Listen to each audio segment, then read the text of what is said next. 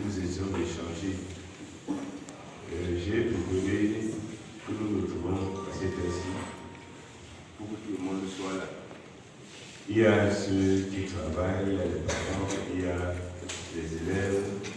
Parce que j'ai pensé que si on mettait ça demain, ça avait beaucoup joué sur le programme de l'étude vacance de semaine évangélique. Et vous y tenez tellement, ce qui est aussi une bonne chose. Et si on mettait ça après, en journée, beaucoup de ceux qui travaillent ne pourront pas être là.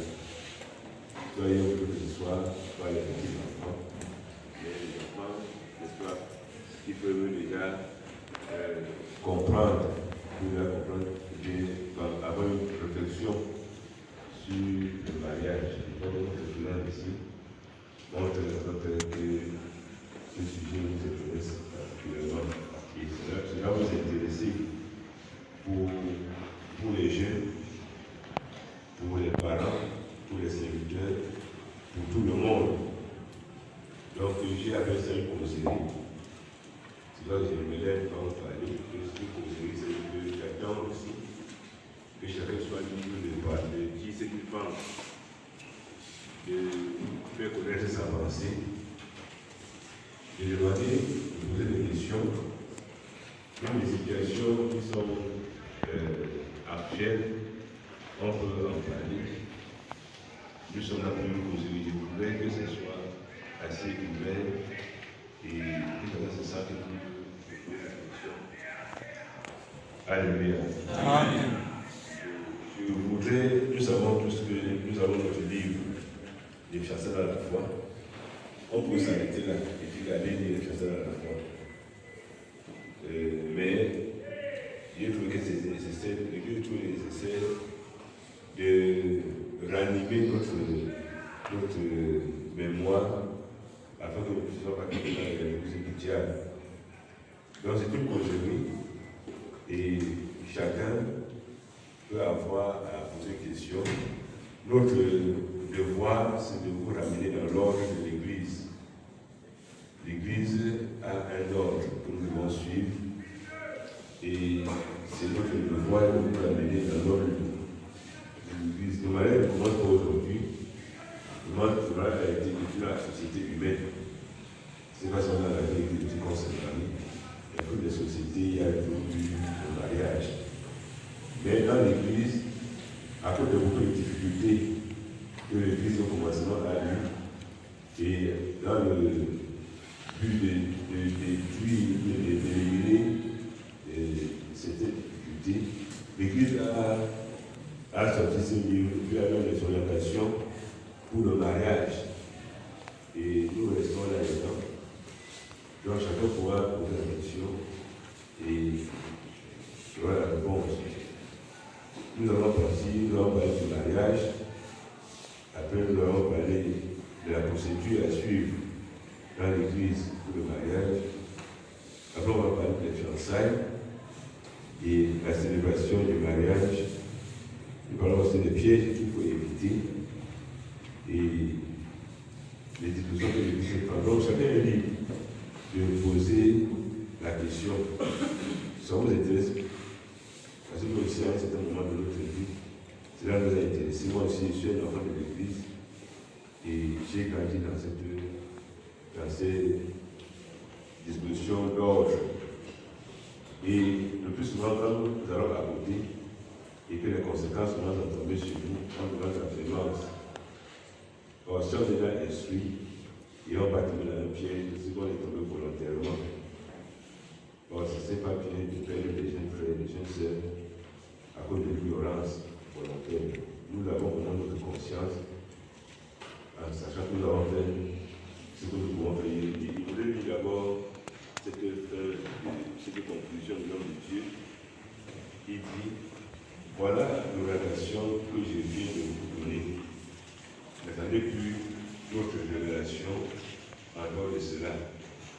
Cet enseignement constitue l'orientation de notre vie chrétienne en ce qui concerne le mariage. Dieu ne peut plus s'occuper de ce qu'il a déjà réglé dans sa parole. En vous disant tout ceci, je crains le tribunal de Dieu. car dans la foi, c'était de Dieu doit être du sage, vigilant et prudent. C'est vrai qu'il a écrit ce livre. Aussi, il ne peut pas faire d'accident dans son parcours de la vie qui n'existe pas, qu'il ne connaissait pas. Et pour nous aussi, c'est aussi pour nous, aussi pour la même conseil de notre Dieu. Il n'est pas dit qu'on ne l'avait pas enseigné. Il a fait sa part, nous faisons sur notre part pour l'appeler. Et nous le ferons autant que Dieu nous donnera le souffle de vie. Alléluia. Amen.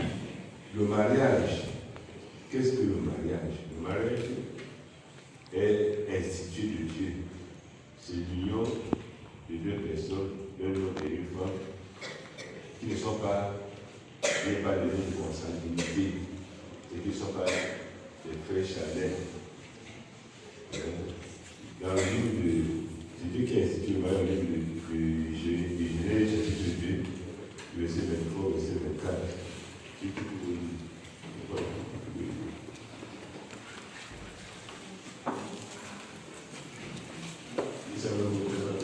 Et l'homme dit, voici cette fois, celle qui est os de mes os et chair de ma chair. On l'appellera femme parce qu'elle a été prise de l'homme.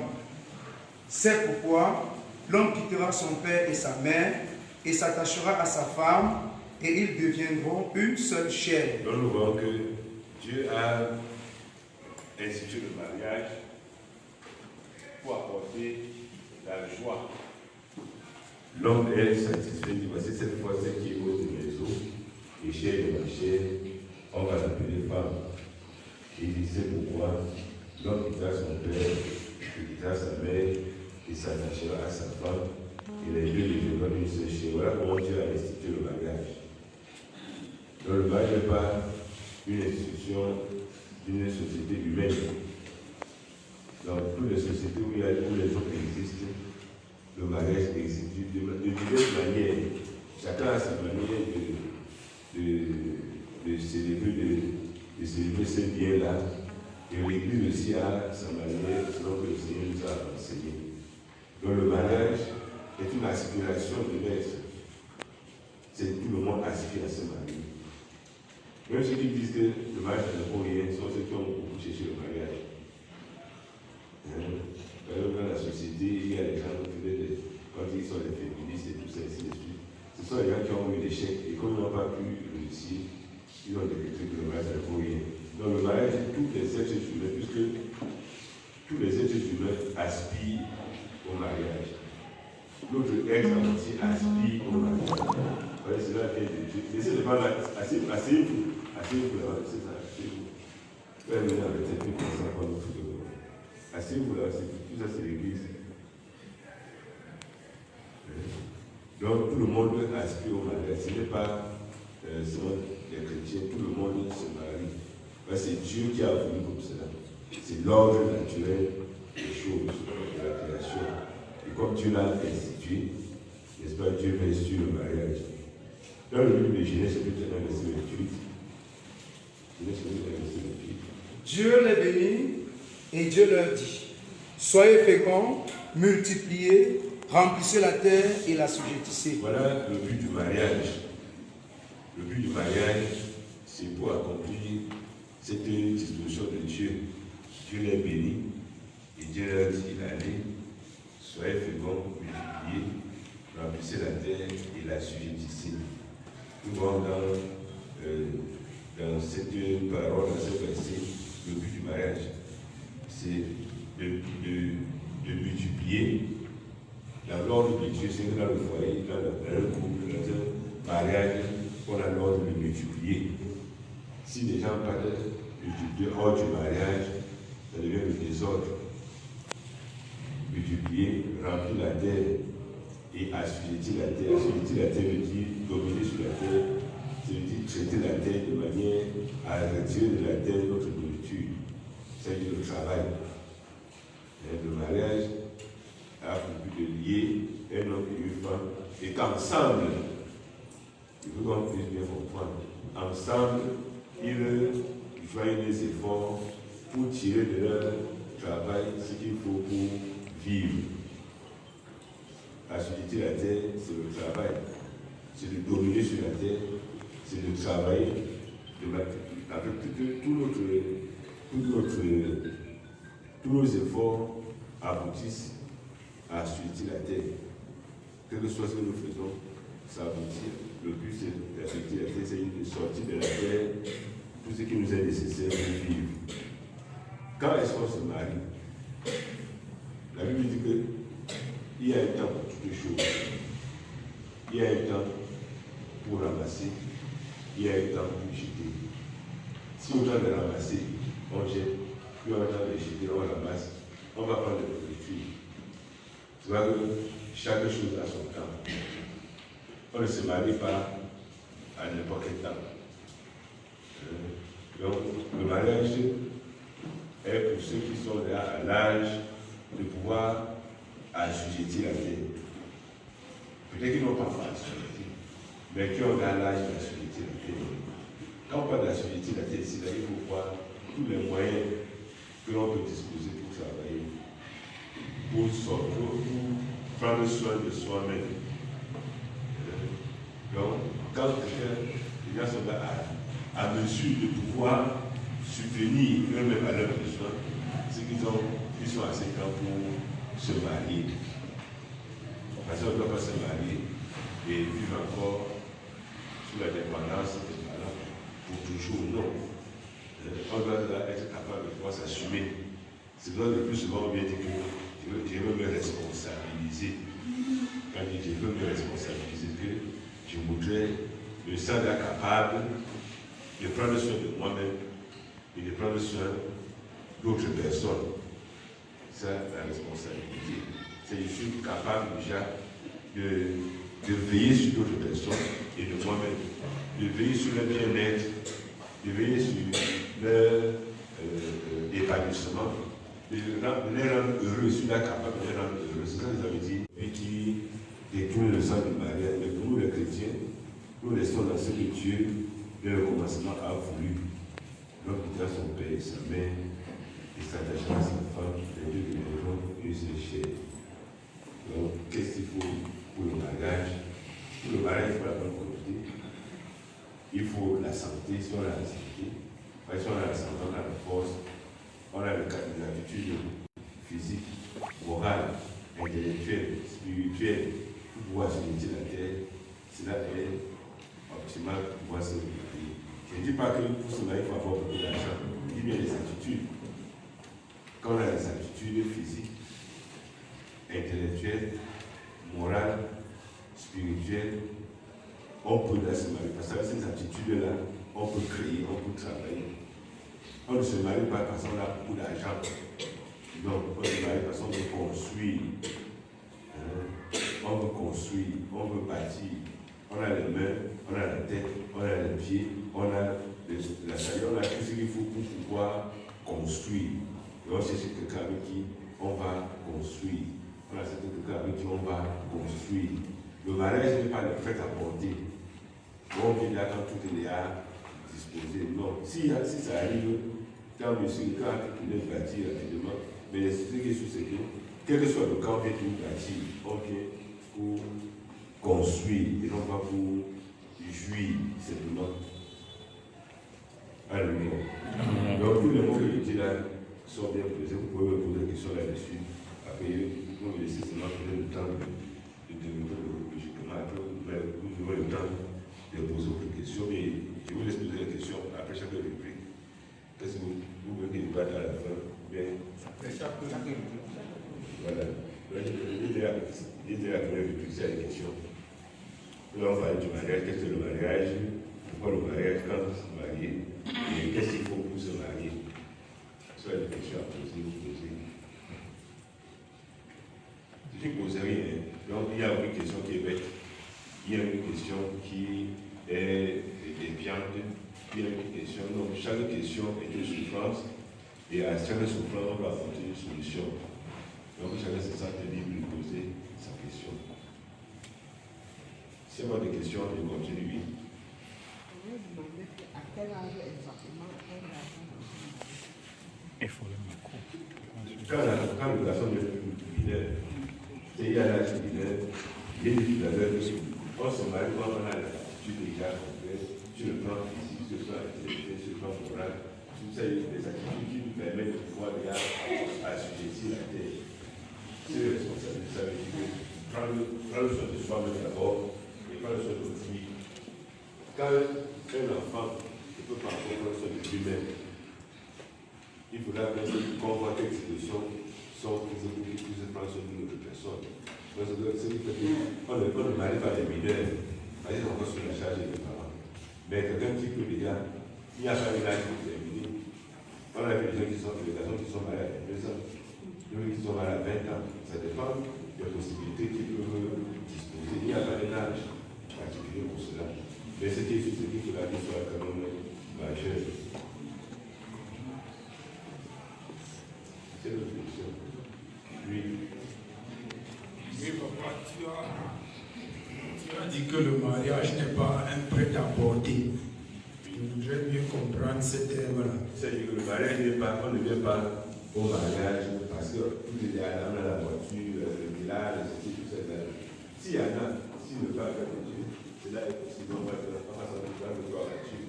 Mais le mariage, c'est une attitude qu'on a de savoir que nous partons pour assurer la terre. On a des attitudes capables de nous assurer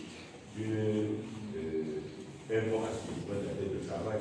Il n'y a pas d'attitude physique, des attitudes morales, des attitudes intellectuelles et spirituelles, tout ce qu'il nous faut pour pouvoir. On se marie pour assujettir la terre, pour multiplier et assujettir la terre. Donc, on ne se marie pas parce que un frère, une soeur a tout ce qu'il faut, mais c'est mon bouche. Donc, si cela arrive, on ne dit pas que non, ça peut arriver. Mais si ça n'est pas, on se marie pour qu'à 2, et puis Dieu n'a pas dit à l'homme qu'assujettir la terre. Dieu les bénit, c'est l'homme et la femme. Dieu les a bénis à 2. Et Dieu a dit, allez, soyez vraiment multipliés, remplissez la terre, et il a assujetti. C'est à l'homme et à la femme. Donc Dieu a dit aux 2, non pas une seule personne. Dans les attitudes que tu as citées, morales, intellectuelles, physiques, spirituelles. Bon, je pensais que tu devais aussi citer financier. C'est le plus souvent. Ah, d'accord. Je dis qu'on a la force pour pouvoir travailler. Si on travaille, on va se développer.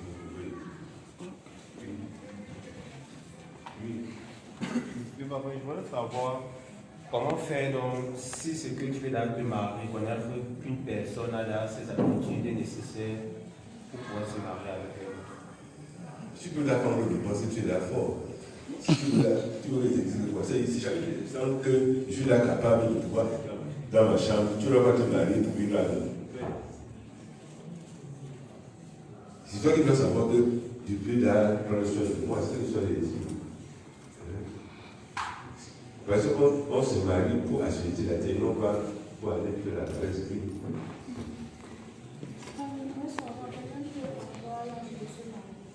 Et les attitudes dont tu as cité. Et à ce moment-là, comment doit-on Lui, c'est ici que quand il se marie et qu'il est malade, par exemple, bien qu'il a je ne sais pas quoi, il faudra que quelqu'un soit en mesure de pouvoir prendre ça comme une responsabilité. Le mari n'est pas la prostitution. Le mari, c'est une étape de la vie, c'est pour la vie. On se marie, il n'y a que la mort qui viendra séparer. Donc, ce n'est pas quelque chose qu'on va commencer puis on va s'arrêter, non. Donc, il faut qu'on soit sûr que, comme on se marie, on a des capacités. Il parle des capacités qui peuvent être matérielles comme physiques et j'ai les ressources nécessaires pour assujettir la terre. Ces ressources peuvent venir au fur et à mesure que le temps passe. Mais au moins, il faut savoir que j'ai le minimum pour pouvoir prendre soin de moi.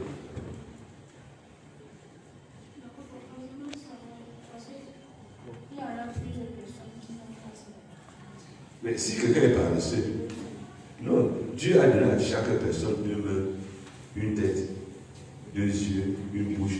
Et Dieu a même dit, tous les autres, c'est Dieu donné à la bouche qui est une bouche. Parce que l'on doit moins manger que ceux qui travaillent. Donc on a deux mains, deux pieds, deux narines, deux yeux, deux nez, une bouche. Et on a mangé moins.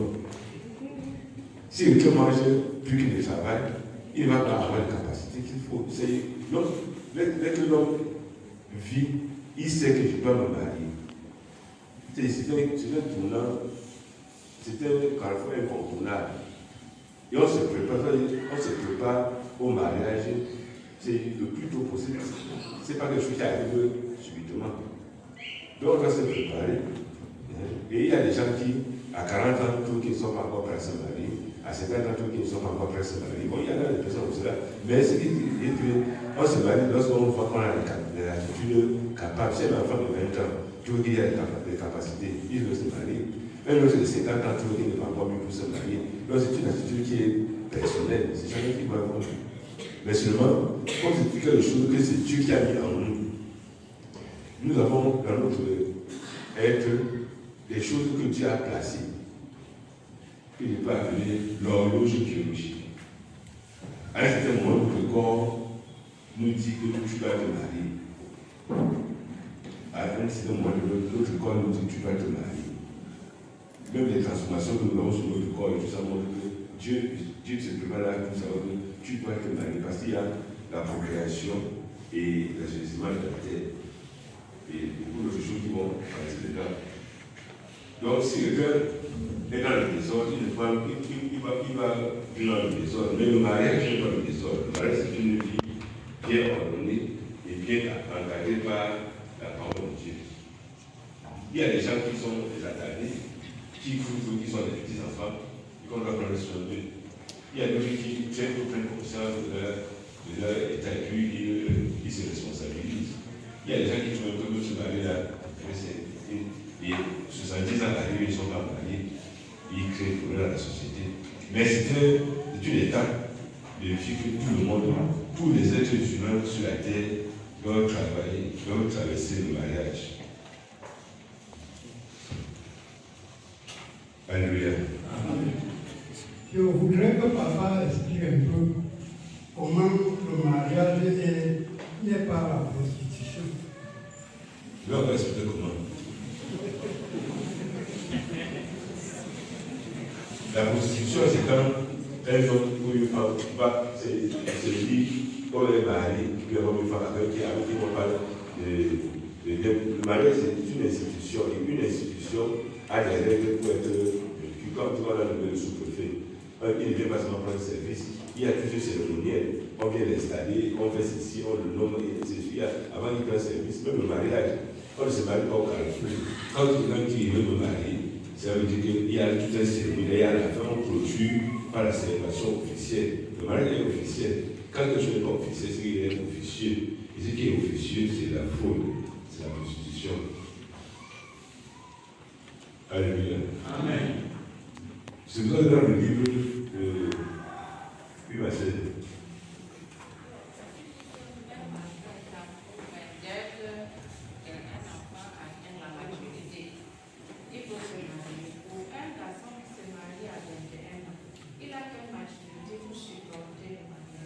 Le mariage ne supporte pas le mariage. C'est-à-dire quand il voit si c'est juste, il voit qu'il peut là, il faut déjà être responsable, on ne supporte pas le mariage. Le mariage, c'est on vit le mariage. Ce qui est venu, c'est ne doit pas être supporté.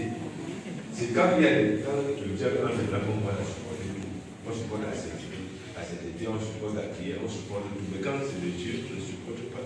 S'il voit qu'à 20 ans, il peut prendre soin de moi, il prend soin d'une personne, il a l'âge de se marier, il a l'âge de se marier, il n'y a pas un âge pour ça. Dès qu'il n'est plus un mineur, il peut se marier.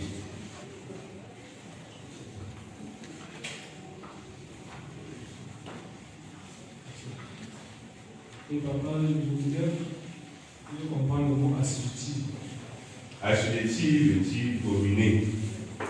Assujetti la terre veut dire dominer la terre et sortir de la terre ce qu'il faut pour vivre.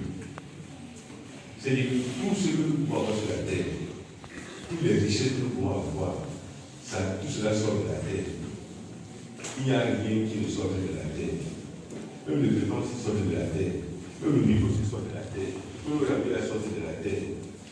Et assujetti la terre veut dire, avoir une connaissance, tout le bagage qu'il faut pour travailler la terre et sortir de la terre, son quoi vivre. Même le téléphone là sort de la terre. Les gens ont travaillé, ils ont sorti de la terre, c'est qu'il faut pour le téléphone. C'est ça que Dieu dit à notre vie vient de la terre. Et quand le gars a la capacité de travailler, soit moralement, soit physiquement, soit intellectuellement, pour pouvoir vivre sur la terre, il a la se marier.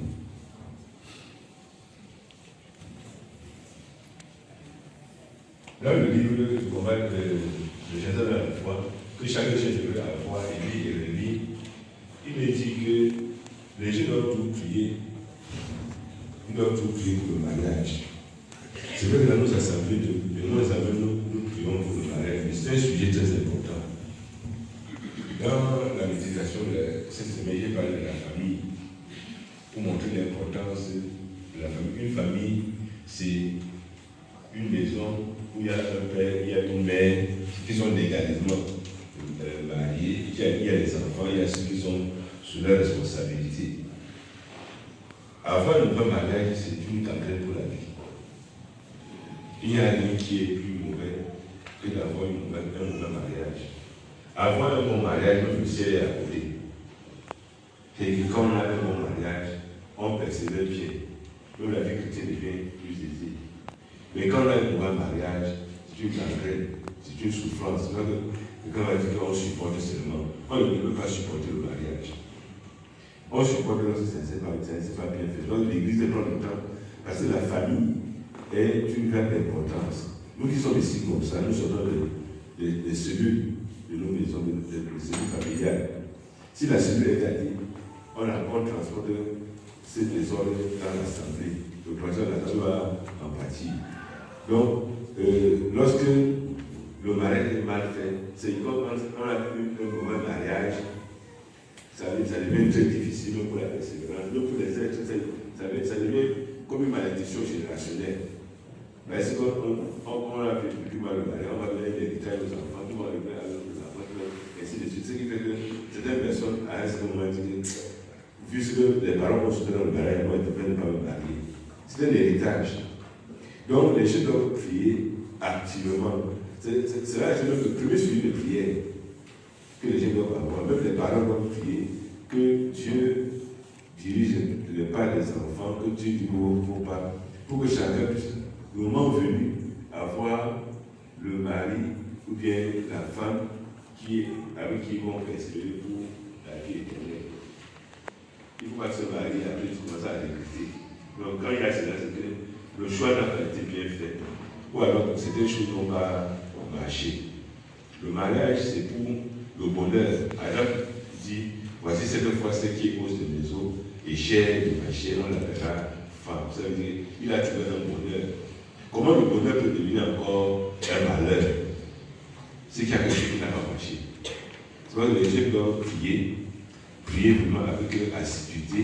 Nous, dans nos jours de prière, les gens doivent prier que Dieu accorde-moi un frère et une sœur avec qui nous allons persévérer dans la foi, jusqu'à ce que Dieu revienne. Le mal ne doit pas être un accident. Non. C'est quelque chose que tu te lèves, tu dis, ah, c'est arrivé. Non, ça doit être quelque chose qu'on se prépare, même moralement, même spirituellement, même intellectuellement, dans tous les sens, on doit se préparer pour savoir qu'à un certain âge, pour un homme, je peux dans le mariage, pour une fille, à un certain âge, je suis là capable de pouvoir être demandé en mariage. Que ce ne soit pas comme si j'étais surpris. Le mariage ne va surprendre personne. Tous ceux qui ont l'âge majeur sont susceptibles d'aller en mariage. Donc tous ceux qui sont là, des hommes et des femmes, ont là le choix de se marier. Donc chacun doit se préparer et prier que le Seigneur puisse les aider à cela. Que ce soit un suivi de prière permanent, que ce ne soit pas un sujet tabou. Que ce ne soit pas un sujet tabou, mais un sujet véritable dans nos nuits de prière, compris que le Seigneur ouvre les portes de mariage à nos jeunes. Mais dans le cas là, à tel âge de se marier et qu'il trouve qu'il faut que je me responsabilise. Nous savons savoir qu'il ne revient pas à la sœur d'aller demander le mariage à un frère. La Bible dit que l'homme quittera son père et sa mère et s'attachera. On n'a pas dit que la femme quittera son père et sa mère et son mari. Non. C'est l'homme qui demande. C'est l'homme qui demande la main à une fille. C'est l'homme qui fait le premier pas. Et quand il a eu le temps où je voudrais me marier, qu'est-ce qu'il y a lieu de faire? Il faut d'abord, comme vous êtes là nombreuses comme ça, voilà les frères là-bas, parce que les sœurs ici là, lève-toi pasteur. C'est un jeune frère.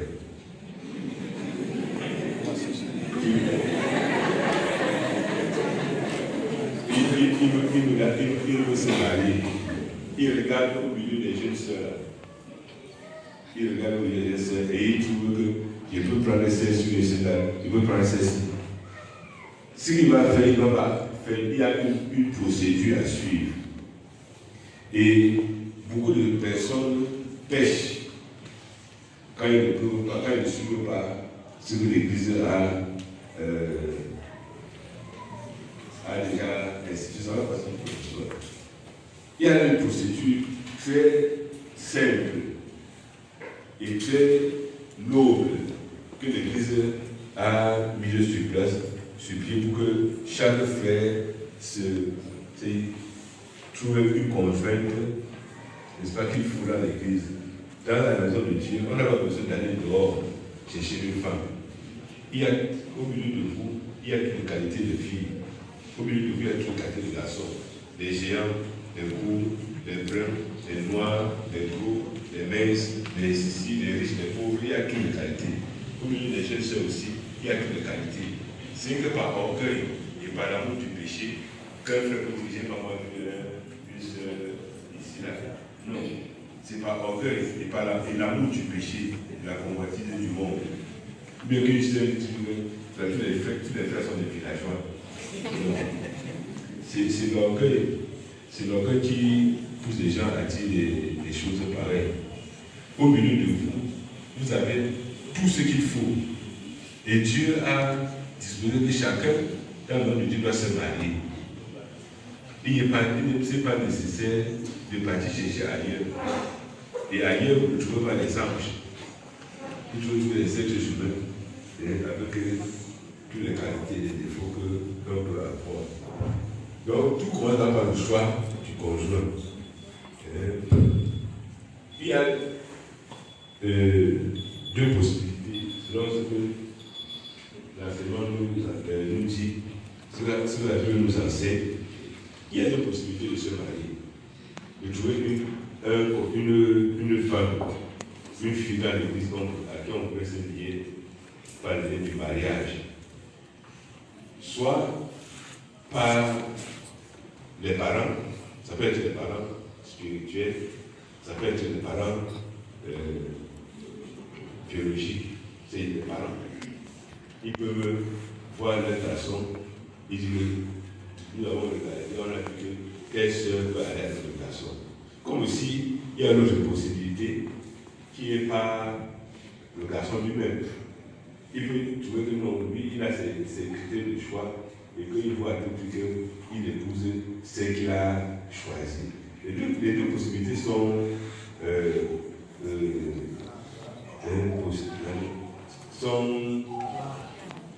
valables.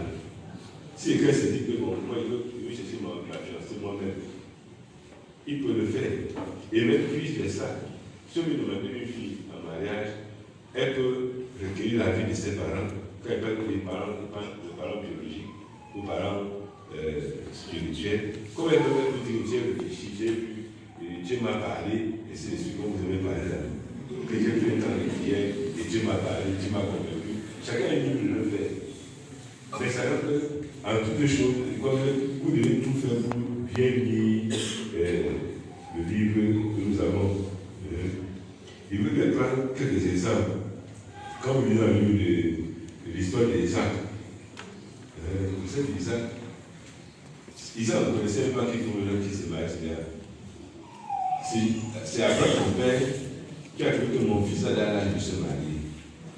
Il a des aptitudes physiques, intellectuelles, morales, spirituelles, capables de pouvoir entretenir une femme, de créer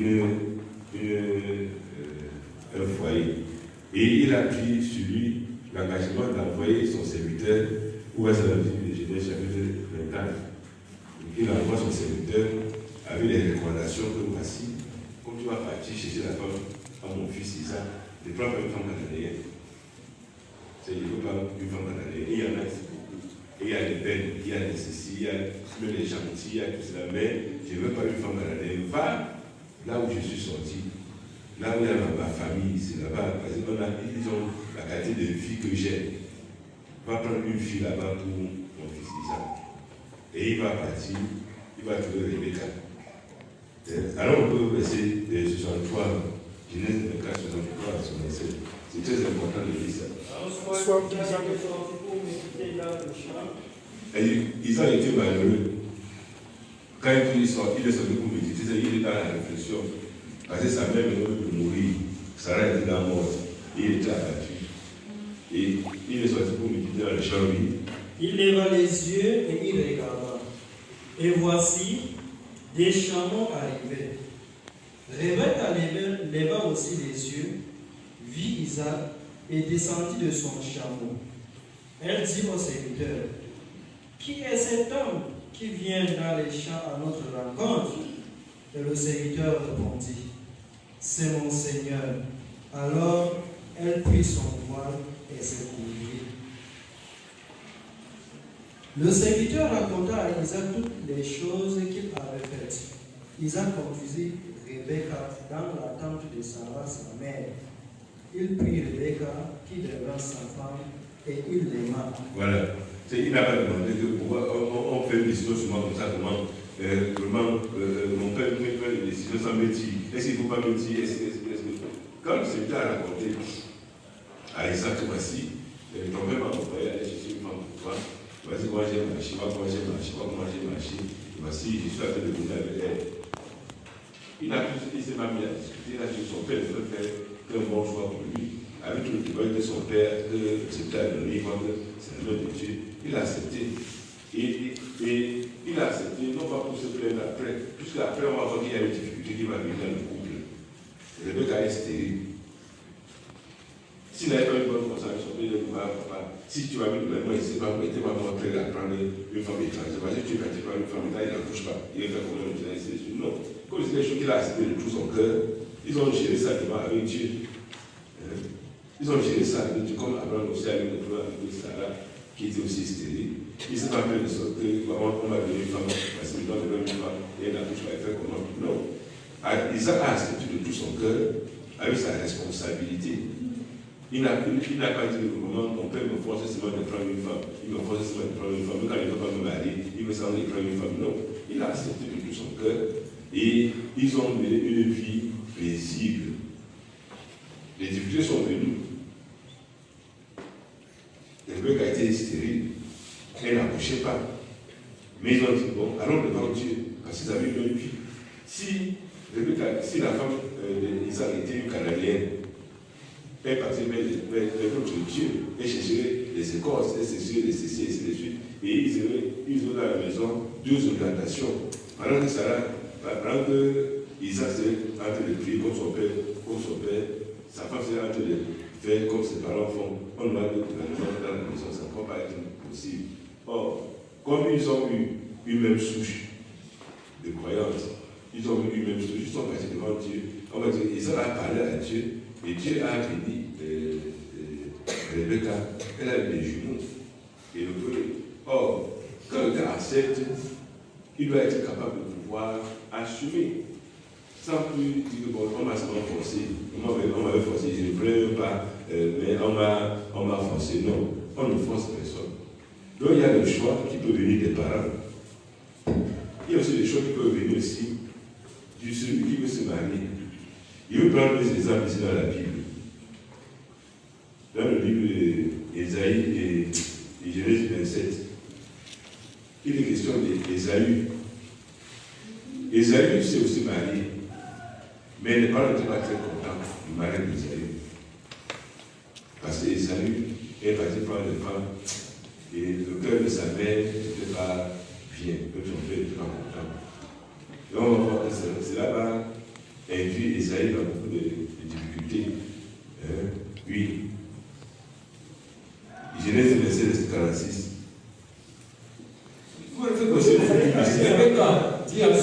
De la vie à cause des filles de Heth. Si Jacob prend une femme comme celle-ci, parmi les filles de Heth, parmi les filles du pays, à quoi me sert la vie? Voilà ce que Rebecca dit. Que voici vraiment. Ouais, Esaü est parti, il est parti prendre une fille, dont le comportement est bizarre. On ne peut pas s'entendre. Si maintenant, je ne peux pas encore prendre une fille comme cela, mieux je meurs. Comprenez ce que je dis? Que à quoi me sert la vie si Jacob part aussi prendre une fille cananéenne? Donc la vie des parents est importante. Que ce soit des parents spirituels, que ce soit des parents charnels. Parce que quand vous voulez décider vous seul, on va célébrer. Mais seulement, ce que vous n'avez pas pu voir, les parents ont vu ça depuis longtemps, mais on va peut-être vous dire. Parce que vous n'avez pas laissé la possibilité de parler. Rebecca dit que les filles de Heth, que mon fils Isaïe est parti prendre de causer des problèmes. Si maintenant Jacob peut encore prendre une fille de ces gens-ci, il suffit, ça ne va pas dire que Dieu encore, mieux je meurs. Et au chapitre 28, verset 1. Isaac appela Jacob, le bénit et lui donna cet ordre. Tu ne prendras pas une femme parmi les filles de Canaan. Lève-toi, va à Pandan Aram, à la maison de Bethuel, père de ta mère, et prends une femme d'entre les filles de Laban, frère de ta mère. Que le Dieu Tout-Puissant te bénisse, te rende fécond et te multiplie, afin que tu deviennes une multitude de peuples. Qui te donne la bénédiction d'Abraham, à toi et à ta prospérité avec toi, afin que tu possèdes le pays où tu habites comme étranger, et qui te donne à Abraham, et qu'il a donné à Abraham. Et Isaac fit partir Jacob, qui s'en alla en Padan Aram, auprès de Laban, fils de Bethuel, l'araméen, frère de Rebecca, mère de Jacob et d'Ésaü. Ésaü vit qu'Isaac avait béni Jacob, verset 9. Et Ésaü s'en alla vers Ismaël. Il prit pour femme, outre les filles qu'il avait, Mahalat, fille d'Ismaël. Tu as choisi quelque part. Voilà le verset 6. Verset 6. Et tu dis quoi alors depuis?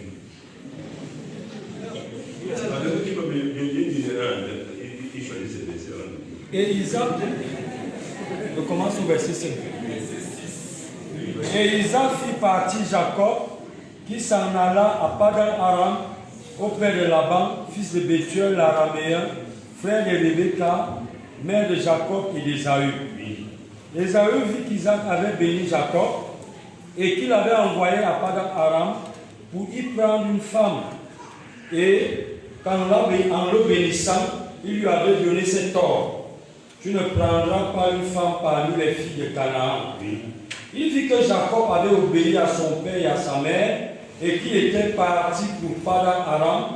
Ésaü comprit, ainsi que les filles de Canaan déplaisaient à Isaac, son père. Il comprit maintenant. Il comprit que donc ce que j'ai fait là, mes parents n'étaient pas d'accord. Le mariage n'est pas apporter la joie dans la famille. Lorsque la raison, il faut aussi tenir compte de la vie des parents. Les parents doivent être parents spirituels comme parents charnels. Quand ils parlent parents charnels, tu ne peux pas avoir des parents qui n'ont pas cru. Ils n'ont rien à voir avec vous, les filles de l'église. Mais il parle des parents, quand il parle des parents, ce sont les parents chrétiens. Parce que nous sommes, il veut parler, c'est ici, il veut parler, demander la vie de mes parents païens. Parce qu'ils ne connaissent pas notre système de vie. Là, c'est ça, il peut me fier aux parents spirituels. Puis chacun de nous a un parent spirituel. Mais si les parents sont dans la foi, ils peuvent regarder et dire non, il faut encore voir des choses, il faut encore voir des choses. Mais si la raison n'est pas valable, on va dire non, la raison des parents n'est pas valable. Si un parent n'est pas venu dit qu'elle n'est pas de la même tribu que toi, mais elle n'est pas de la même tribu que toi, on va dire que go away. Parce que nous sommes plus là pour les tribus, nous sommes plus des enfants d'Abraham. Mais s'il a des motifs qui disent voici tes comportements, tes choses, etc., on va dire non, il faut voir. Donc, la vie des parents aussi est importante. Mais dans le cas où les parents peuvent voir les choses comme Dieu veut, il sait qu'il y a des parents parvenus, je le dis clairement, qui disent que non, comme ce n'est pas notre tribu là, c'est l'exemple, il est même excommuniable. Alléluia. Amen. Si un parent a pour avis seulement qu'il n'est pas de notre bien, il n'est pas de notre tribu, on peut vraiment l'excommunier.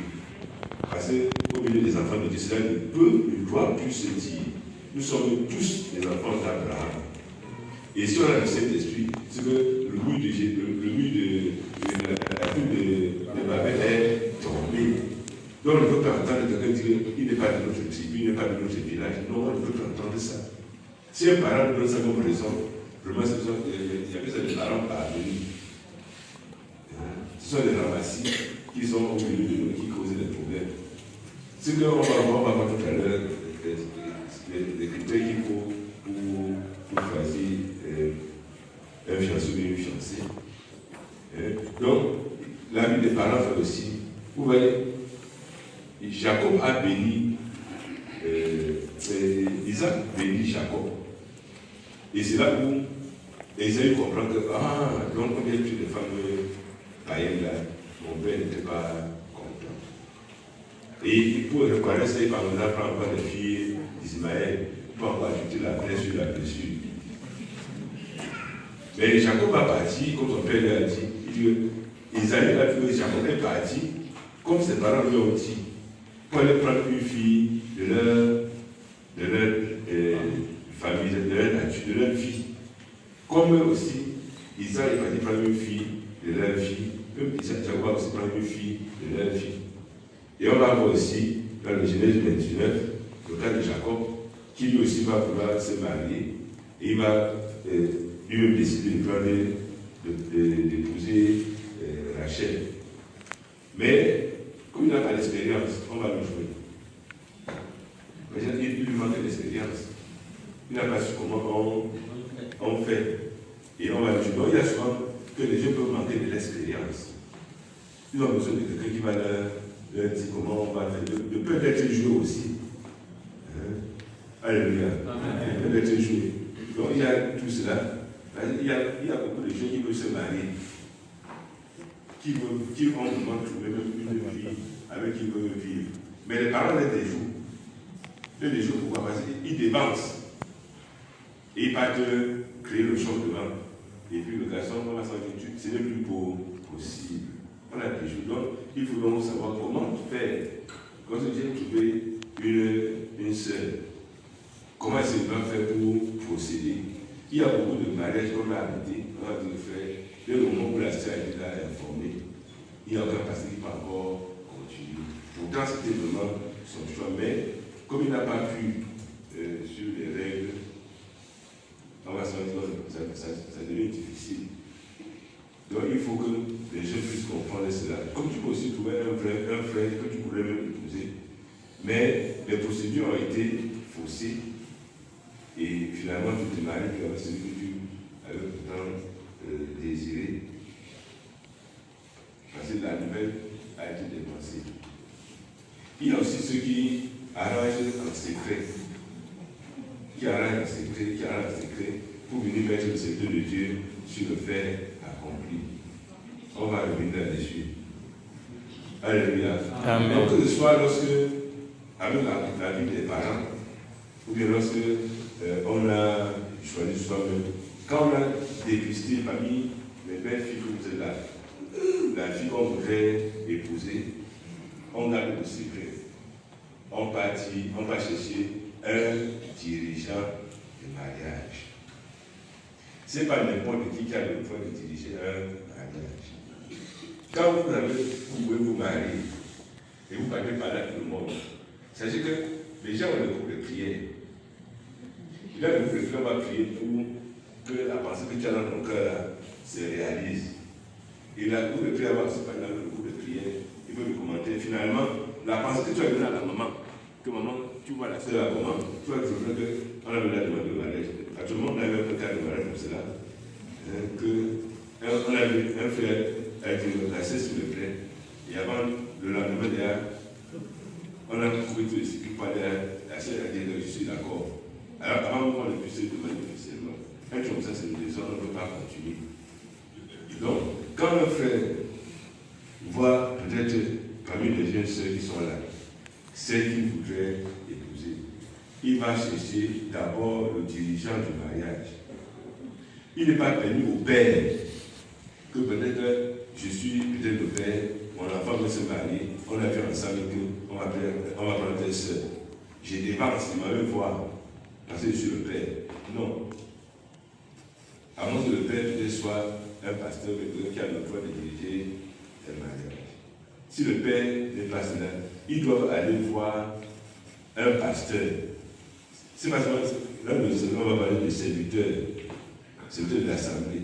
Et on précise bien, ce serviteur doit être quelqu'un qu'on a présenté à l'église lors d'une convention. C'est un pasteur. C'est un pasteur qu'on va partir voir parler. On va choisir pour dire que, pasteur, nous voulons la main de telle fille, dans telle assemblée. Et le pasteur va savoir ce qu'il va faire. Mais si on vient dire au pasteur pour lui dire, pasteur, comme c'est mon enfant qui se marie là, moi je suis là parti voir la fille, elle est d'accord. Le pasteur va dire non, comme tu as demandé, continue. Tu célèbres même. Et là, le processus est bloqué. Et ça crée le désordre. Parce qu'on est là parti attaquer le cœur d'une sœur, et puis elle vit déjà le mariage, on lui dit que ça ne peut plus continuer. Donc c'est tous ces désordres qui apportent beaucoup de chocs dans le milieu. Quand le jeune frère a vu la sœur qu'il voudrait épouser, peut-être avec ses parents, il se rapproche directement du pasteur qui va diriger que pasteur, papa, tu peux me demander la main de telle sœur dans telle assemblée. Et c'est lui maintenant qui va prendre le devant pour demander. Il va demander connaissant que la sœur n'est pas encore au courant. Même si pendant qu'il a demandé, il se rend compte après, que avant qu'il n'ait pas demandé à cette d'accord, il peut se désister. Et ça vous paralyse. Donc ne cherchez pas à faire le malin. Puis à la fin, on est toujours. Et une jeune sœur, que frauduleusement on vient lui demander un mariage, rapproche le concepteur pour dire voici un danger qui a pu devenir. Il ne faut pas que des membres se mettent dans les situations comme cela. Parce que tout le monde veut se marier, c'est vrai. Mais c'est à nous à le faire dans de bonnes conditions. Ne faisons pas plus, quand on arrive à un certain niveau, on dit qu'il y avait des fraudes dedans. Et le pasteur, il peut dire, bon, je me désiste. Et ça devient un problème. On va dire, il n'y a pas la pitié, il n'y a pas l'amour fraternel. Donc il y a tout cela. Mais quand le cœur va contre les règles, c'est lui qui manque l'amour fraternel. C'est lui qui manque de pitié. Les règles sont faites pour être suivies. Alléluia. Amen. Donc, il faut trouver un dirigeant de fiançailles. Quelqu'un qui va pas, c'est quelqu'un qui ne va pas vous troubler. Que vous savez qu'avec le pasteur ici, il peut aller jusqu'à la fin. Et vous répétez des choses entre ses mains. Il va prendre le temps qu'il trouve nécessaire pour pouvoir aller préparer le chemin. Demander à la jeune sœur, on va voir cela, il va voir le serviteur de la jeune sœur, il va enclencher, n'est-ce pas, le processus de mariage. Oui, frère.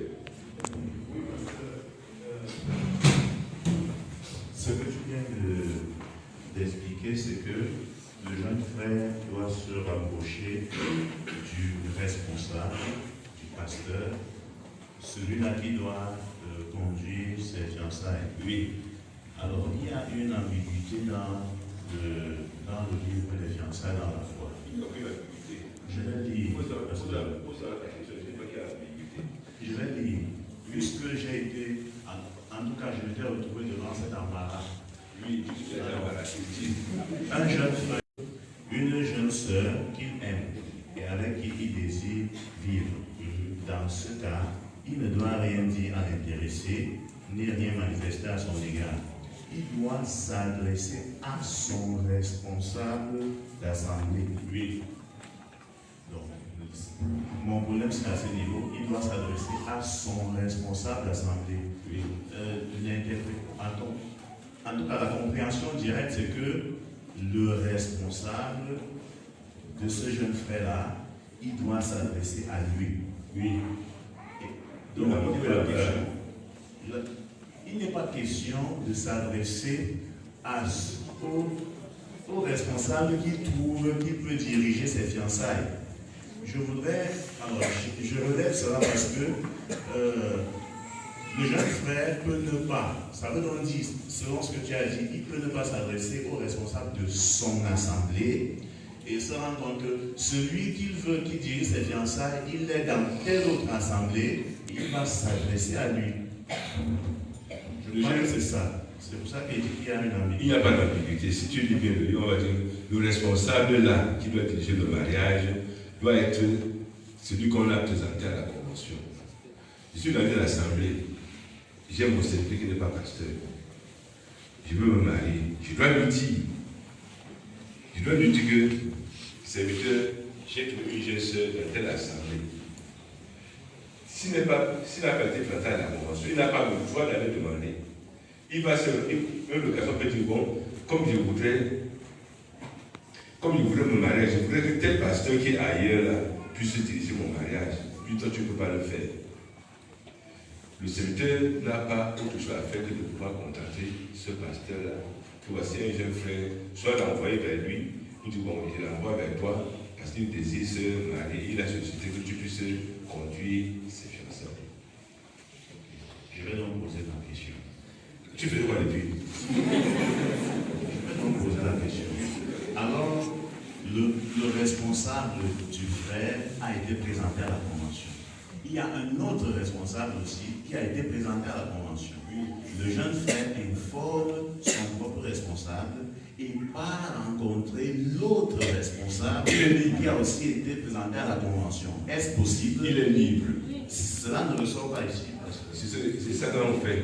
C'est ressorti dedans. Chacun est libre de choisir le responsable qu'il veut.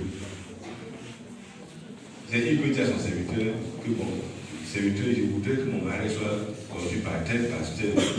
Le serviteur n'a pas à nous juger sur ça. Il va savoir dire bon, il va te recommander que frère, je te recommande tel frère qui veut te voir pour le constituer de son mariage. C'est tout ce qu'il va faire. Lis bien le livre, il y a ça déjà.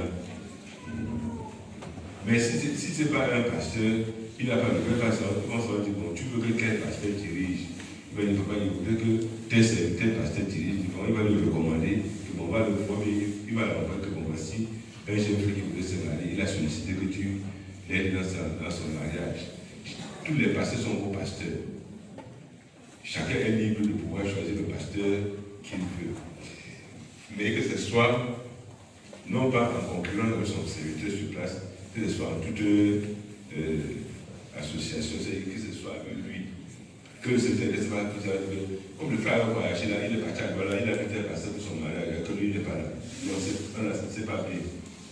C'est pas bien. Même si le pasteur là-bas peut te recevoir, il va devoir appeler son collègue pour dire voici un jeune frère qui est venu me voir pour se situer au courant. Donc, tout va se faire dans. Parce qu'il y a souvent des choses qui mettent les secteurs en choc pour rien. Un chrétien, un frère est libre de choisir parmi tous les pasteurs de la vraie Église de Dieu lequel il veut lequel il sollicite pour le diriger dans ses fiançailles. Cela ne doit poser aucun problème. Mais seulement, il faut qu'il puisse informer son serviteur sur place. Mais tu ne l'informes pas. Le jour où il dit que je ne signe pas, tu vas faire comme ici. Et un frère, pour qui on n'a pas signé dans le registre, n'a pas besoin de communier à l'église. Comment vous savez ça? Lisez ça. Lisez ça. Ne dis pas que je m'en fous. Non. Si le serviteur dit que je ne signe pas ton mariage, tu n'as pas besoin de communier à l'église jusqu'au jour où il va venir signer. C'est surtout qu'il n'y ait pas de désordre dans l'église. Que les gens puissent mépriser leur serviteur et puis aller créer le désordre. Non. Même si tu veux que ton serviteur vienne, même le médecin, oui, c'est pas lui. Tu vas dire à ton serviteur qui est à côté, c'est lui qui va te recommander vers lui. Que voici un jeune frère qui vient pour tu l'aides pour ses fiançailles. Puis.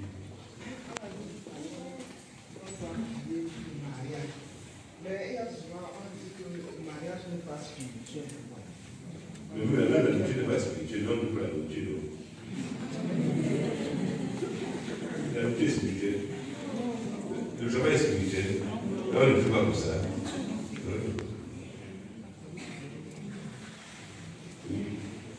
Parce qu'il arrive donc que le serviteur ne signe pas. Ce mariage va être célébré ou pas? Ah, c'est un bon détail. Si vous voulez créer l'accident, ça doit être l'assurance. Il a dit d'aider tout ça. C'est ça, soit les dispositions de l'église. Lisez, c'est ça ici dedans. Un frère pour qui, un mari pour qui le serviteur a été signé, ils ne vont pas communier à l'église jusqu'à ce qu'on vienne signer. Il y a des maris, on a fait comme ça. On va attendre. Si la raison est fondée, et la raison ne peut être fondée, puisque si tu méprises ton serviteur, tu ne lui dis pas, et puis tu pars contacter, et puis il peut dire, pourquoi je ne suis pas ton serviteur, que ce qui est ton serviteur vient dans le témoignage. Et là, tu crées les choses entre les serviteurs de Dieu pour un mariage qui doit être une occasion de joie pour tout le monde. Le mariage doit être une occasion de joie, et non pas une occasion de lutte. C'est l'autre question.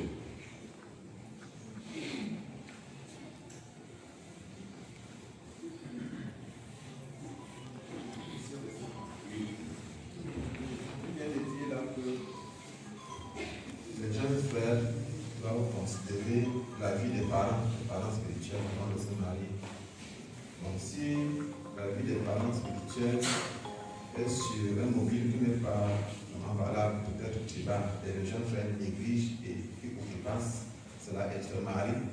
Et les parents en question deviennent mécontents de ce mariage. Est-ce que cela peut entacher le foyer? J'ai parlé de ça. Ça peut entacher le foyer. J'ai pas parlé de ça. Quand on sort ensemble, on va ensemble. Quand on sort ensemble, on va ensemble. Quand on a parlé de ça. Une raison qui n'est pas valable, même l'église ne va pas le débat. Même si les parents disent qu'on ne va pas au mariage là, même le pasteur va signer parce que ta raison n'a pas de valeur. C'est comme peut-être un parent qui dit que si tu épouses un garçon de l'église là, il ne vient pas. Moi je dis qu'on ne vient pas, on est là. Mais peut-être un parent dit que si tu épouses la fille là, tu veux la fille qu'on te plaint. En fait, c'est ça. Mais quand on dit que comme elle n'est pas de notre famille, on n'est pas d'accord. Non, si vous n'êtes pas d'accord, même si vous ne venez pas le jour du mariage pour signer, même un pasteur peut signer, même l'ancien peut signer que c'est mon enfant spirituel, il signe. Mais ça, c'est ça. J'ai pas dit là-dedans que les parents parvenus. Mais qui trouvent que là, l'enfant a trop l'argent, et l'autre enfant n'a pas l'argent, c'est l'argent qu'on a tout de poursuivre, on refuse. Ce sont des raisons qui n'ont pas de sens. Parce qu'il y a des choses comme cela, que comme il a vu que notre fille a trop fait l'école, et qu'il a les moyens, on va regarder. Si la raison n'est pas valable, l'église est là pour ça. Ils vont saisir l'église, on va examiner, on va voir. Si ce n'est pas possible, on va nous parler. Non, ne propose pas à ce que les enfants se marient. Et s'ils s'opposent, on va dire on va outrepasser, puisque s'ils sont majeurs, ils peuvent faire son coup. La loi le permet. Oui. Lorsqu'il arrive que le jeune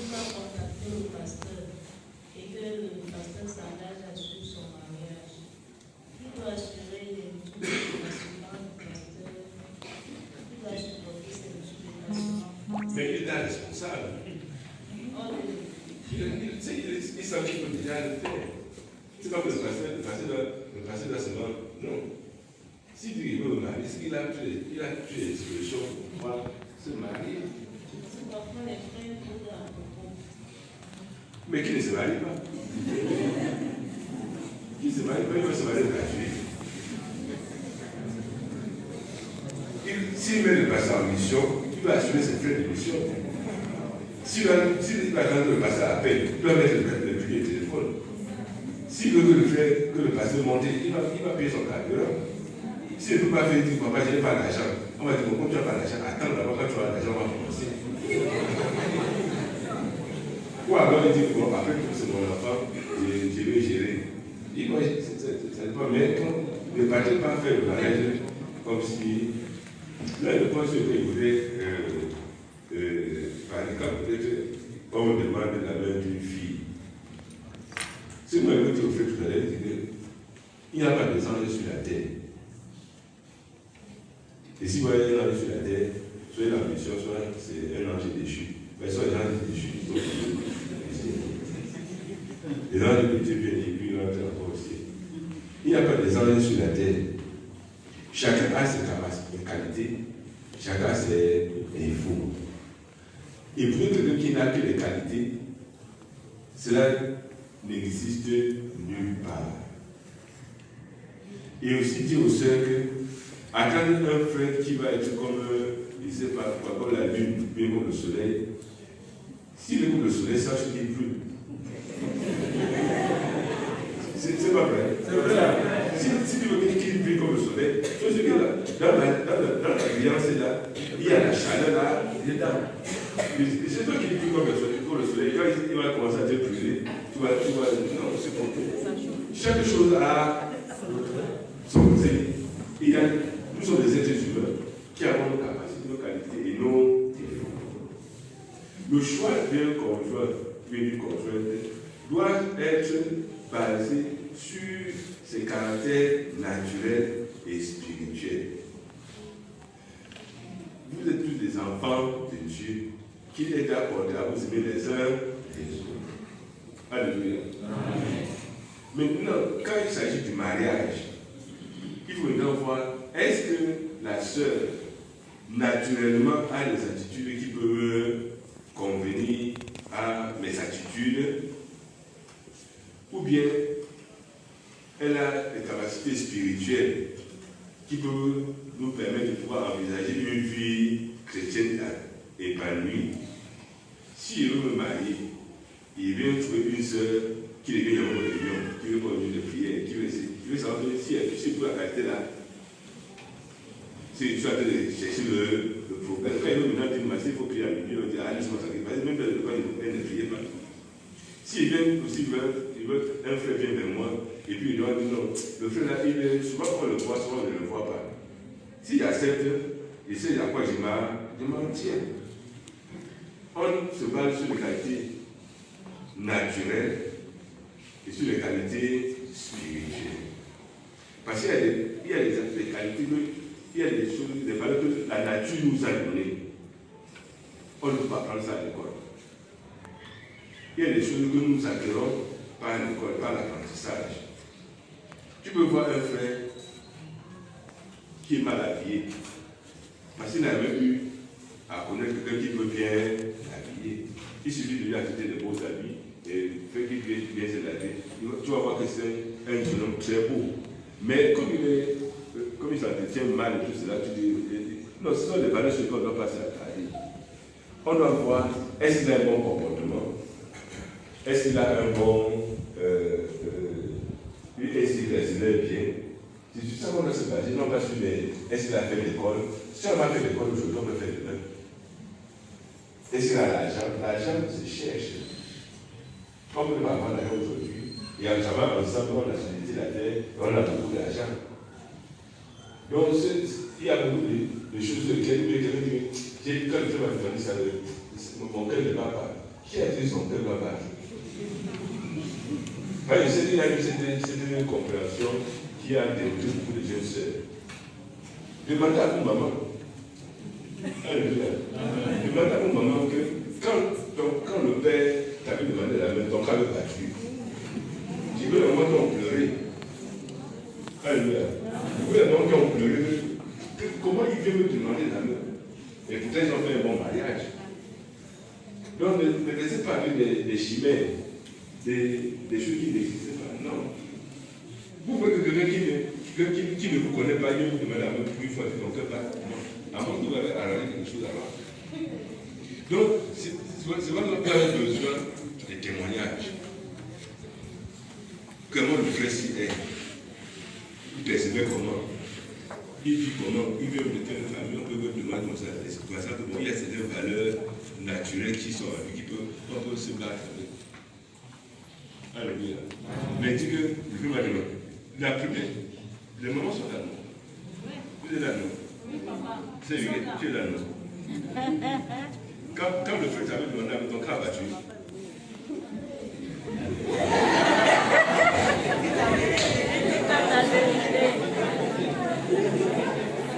alléluia. Non, donc, laissez ces raisons que vraiment. Non, le plus souvent, c'est un étranger qui vient de demander la main. C'est un étranger. Même si vous êtes la main à s'habituer, elle va passer le festival me demander, mais il est étranger.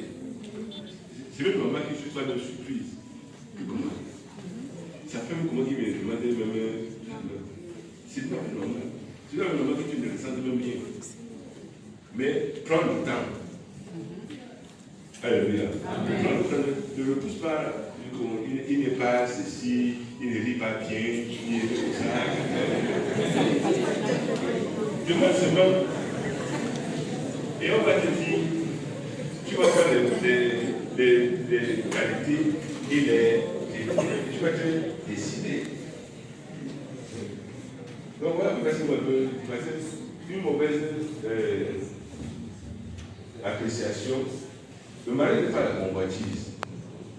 Il y a une différence entre la convoitise et le mariage. La convoitise, c'est que je vois une jeune soeur, bien une jeune frère. Si mon cœur passe sur la convoitise, c'est ça qu'on va dire. Le Père m'a parlé beaucoup de foudre. La foudre passe. Et vous savez quand la foudre passe, c'est les dégâts qui restent derrière. Alléluia. C'est les dégâts qui restent derrière. Là où la foudre est passée, il y a des gens qui sont tombés, les maisons qui sont cassées, tout ça. Puis il s'est passé, ça fait un plein de pas, et puis c'est là passé. C'est ça, c'est la convoitise. Et beaucoup de gens se marient même par convoitise. Quand tu as une jeune soeur avec un nom, machin, là, et tu dirais, la soeur est belle, la soeur est belle. Et quand tu as déjà le temps de Valérie, tu dis, la soeur est belle. C'est ça la convoitise. C'est là même basé sur, c'était basé sur quoi? Sur les talents. Et quand les talents sont partis, c'est la réalité de Dieu. Et la foudre a fait son passage. Maintenant, vous êtes dans la maison, vous ne pouvez plus rentrer en arrière. Et c'est une vie. Non, prenez le temps pour réfléchir. Le mari n'est pas quelque chose que tu vas faire. Non, prenez le temps pour réfléchir. Sinon, on commence à la prière. Mais même le Seigneur d'Abraham a prié, le Seigneur dirige-moi. Même les jeunes peuvent se dire, le Seigneur dirige-moi. Tous les jeunes se doivent se marier. Alléluia. Tous les jeunes doivent se marier. Il y a la compatibilité des comportements. Quelqu'un peut avoir un bon comportement et un mauvais comportement qui est plus important que le bon comportement. Et chez le frère, il y a un bon comportement qui est plus important que le mauvais comportement. Et les deux, quand ils s'assalissent, ça s'équilibre. Mais si vous prenez les qui sont incompatibles, ils peuvent même vous s'aimer. Mais l'incompatibilité arrive après qu'il ne peut pas s'entendre. Il faudra beaucoup travailler à ce niveau pour pouvoir s'entendre. Donc ne cherchez pas que l'ange Michel, l'ange Gabriel, vienne avec tout ça, c'est l'ange pour vous demander la main. Ils ne viendront jamais. Alléluia. J'ai parlé tout à l'heure que c'est ceux qui ont des aptitudes physiques, intellectuelles, morales, matérielles, tout ça, qui peuvent se marier. Mais quand on a des aptitudes, on peut créer. Alléluia. Et maintenant, les parents, quand vous vous mariez, vous allez construire des maisons. Ils sont mariés dans une chambre. mais avec des attitudes de pouvoir travailler. Ils ont travaillé ensemble. Alors qu'aujourd'hui, il s'agit d'une grande maison. Ils construisent avant même à location. Il y a d'autres qui se sont mariés parce qu'il y avait à la maison. Après, on a été obligé de vendre. Parce que ça n'a pas marché. Donc, c'est ça qui est important. C'est même un jeune, même les gens qui n'ont rien, peuvent se marier. Et ensemble, ils travaillent pour assujettir la terre. La base qui doit être soutenue, c'est l'amour. Quand il y a l'amour, on supporte. On travaille pour pouvoir enlever ce qui est mauvais et raffermir ce qui est bien. L'amour du frère avec la sœur, l'amour de la sœur avec le frère. Quand le frère dit j'accepte, il ne faut pas fabriquer des situations de division.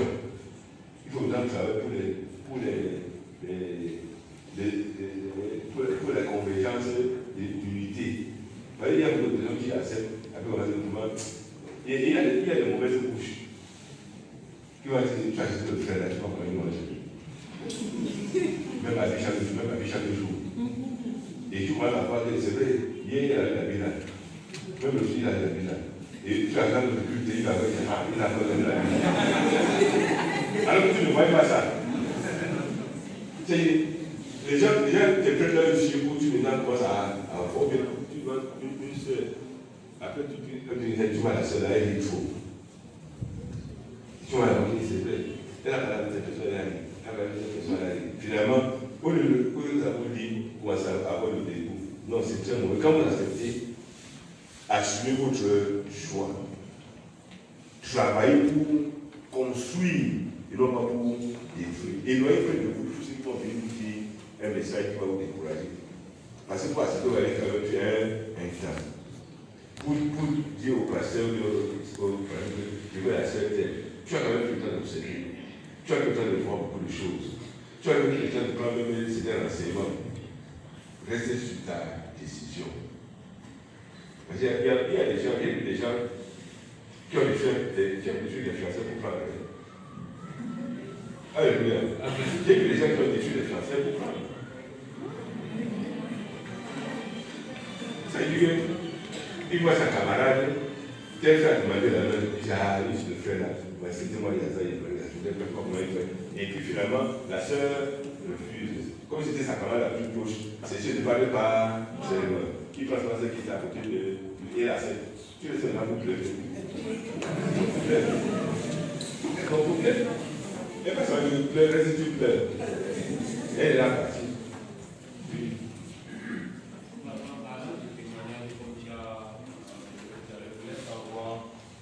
Demander le témoignage. À ceux qui ont expérimenté, ne pas prendre les avis de Roboam pour les demander. Demande à ceux qui peuvent prendre le temps de regarder, de voir les signes. Ne va pas demander à tes amis qui ont la fille là. Alors que les yeux sont dessus. On a vu ça, on a vu là. Ce jour qu'on a vu, il dit, frère, tu vas le. Ah, et je la fille là.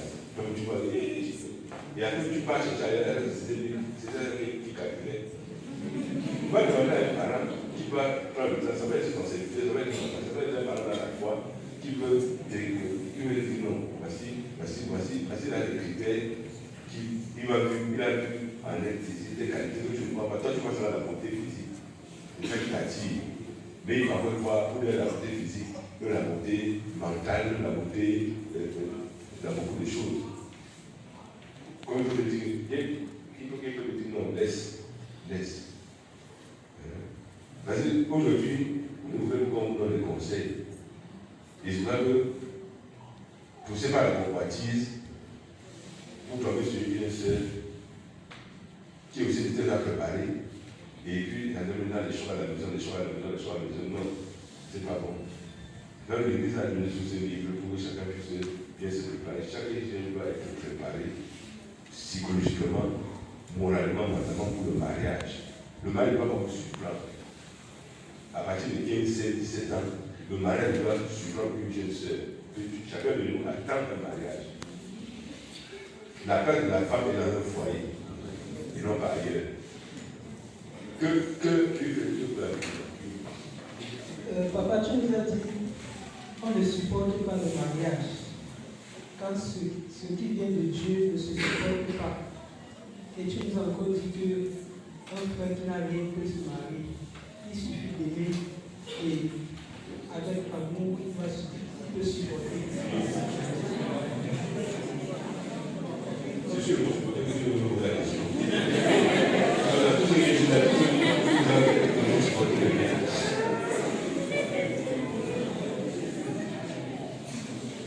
Il ne va pas supporter les vivaces, ils vont supporter les divinités qui vont venir, qui vont travailler pour supporter.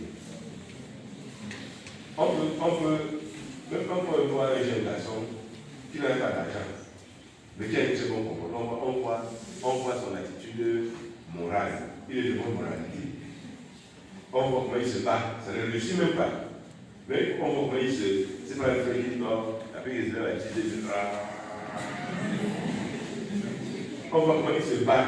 Il fait si celui-ci a un bon conseil, ça peut marcher. Les parents peuvent jouer la fille. Pour ça qu'il va, s'il connaît un peu ces idées-là, il va s'en sortir. Mais on peut voir quelqu'un qui est même très riche, il est franchi de notre bord. Parce qu'il a un bon comportement, et il est irrespectueux, il est orgueilleux, ça va dire non, laissez votre fille sortir. Le comportement joue beaucoup, très beaucoup même. Comment vous pouvez voir une jeune fille, comme vous l'avez épousée, mais je vais vous raconter une histoire. Il y avait un jeune garçon qui avait demandé la main d'une jeune fille, c'était dans le monde. Et ils ont convenu d'aller au village pour les assises. On ne connaissait pas le jeune garçon. Mais on avait indiqué que bon, si tu pars dans telle classe, tu vas voir la maison. Et en allant là-bas, il a vu une vieille maman qui avait une charge sur la tête. Il a dit, mon fils, aide-moi, pardon. Il dit, ah, mais c'est il a traversé les bâtis. Arrivé à la maison, il a passé la main, il vient de traverser là. Il était la belle-mère. C'est une histoire vraie. Quand il arrive à la maison, voilà que la belle-mère entre après et dépose le panier. Quand elle se tourne, elle dit, c'est qui ça? Elle dit, maman, c'est le garçon de l'utilisé là. Elle dit, attends que je meurs d'abord. Je dois savoir, c'est ici que tu vas le garçon ici. C'est sur mon cadavre que tu vas le faire. Le mauvais comportement du garçon avec le mariage se tient. On peut aussi voir dans le fils peut-être une maman peut être là pour cela. Et une jeune se demande le respect. Et après, l'enfant de la mère n'a pas demandé la main de. Si déjà il y a une jeune fille, elle me demande le respect. C'est quand elle va dire ma belle fille, elle va pas faire comme ça. Voilà, c'est le comportement d'un grand homme. Même quand on dit que c'est pour persévérer bien, j'ai dit ceci, je fais aux jeunes sœurs. Particulièrement aux jeunes sœurs, vous ne connaissez pas qui a dans votre assemblée. Et pour quel mauvais. Quand on va venir à l'assemblée, te blâmer, tu dois la prière, tu les dis. Le jeune frère qui est venu pour te demander la main, ma soeur va te l'apprendre que c'est fini. Alors, il faut voir sur la spiritualité et sur le comportement naturel. Sur l'argent, ce sont les parvenus qui veulent mettre, qui veulent par exemple comme un critère de choix, bien qui fait le diplôme. Et que les gens ne peuvent pas avoir peur de demander à la main d'une fille qui fait le master, il a le BPC. Non. Le diplôme, comme aussi, il faut aussi aller étudier. Et après, tu dis aussi, c'est le doctorat. Je vais rendre ce témoignage là parce que c'est ce que tu viens de dire. Un jour, il y avait un jeune frère qui était de loin pour venir demander la main à une jeune sœur. Et pendant qu'on causait, et c'était le jour où le résultat de l'arrivée sortir, elle n'a pas fait la réunion, elle est partie regarder son résultat. Et quand on est sorti, le serviteur demande à la jeune sœur pourquoi tu n'étais pas à la réunion. Elle a mal répondu au serviteur. Directement, le frère était là. Il a dit que c'est fini. Après, quand il a fini, il a dit que l'autre sœur est comment? Et c'était fini, c'est pour ça que l'autre sœur est partie. Alors que lui venait, C'est seulement la manière qu'elle a répondu, elle dit que si elle commence à répondre, c'est comme ça là. Il m'a dit, et là, ça m'a demandé que l'autre service, je vois une seule là-bas, elle est prête à comment. Et c'est que fini. Voilà, c'est que notre parole est prête. Et l'autre, c'était une assemblée. On est venu, c'était pour le foulard. Il dit que la carte le foulard, on dit que tu le foulard, c'est même quoi. Le faire changer seulement les directions. Amen. Donc c'est vrai.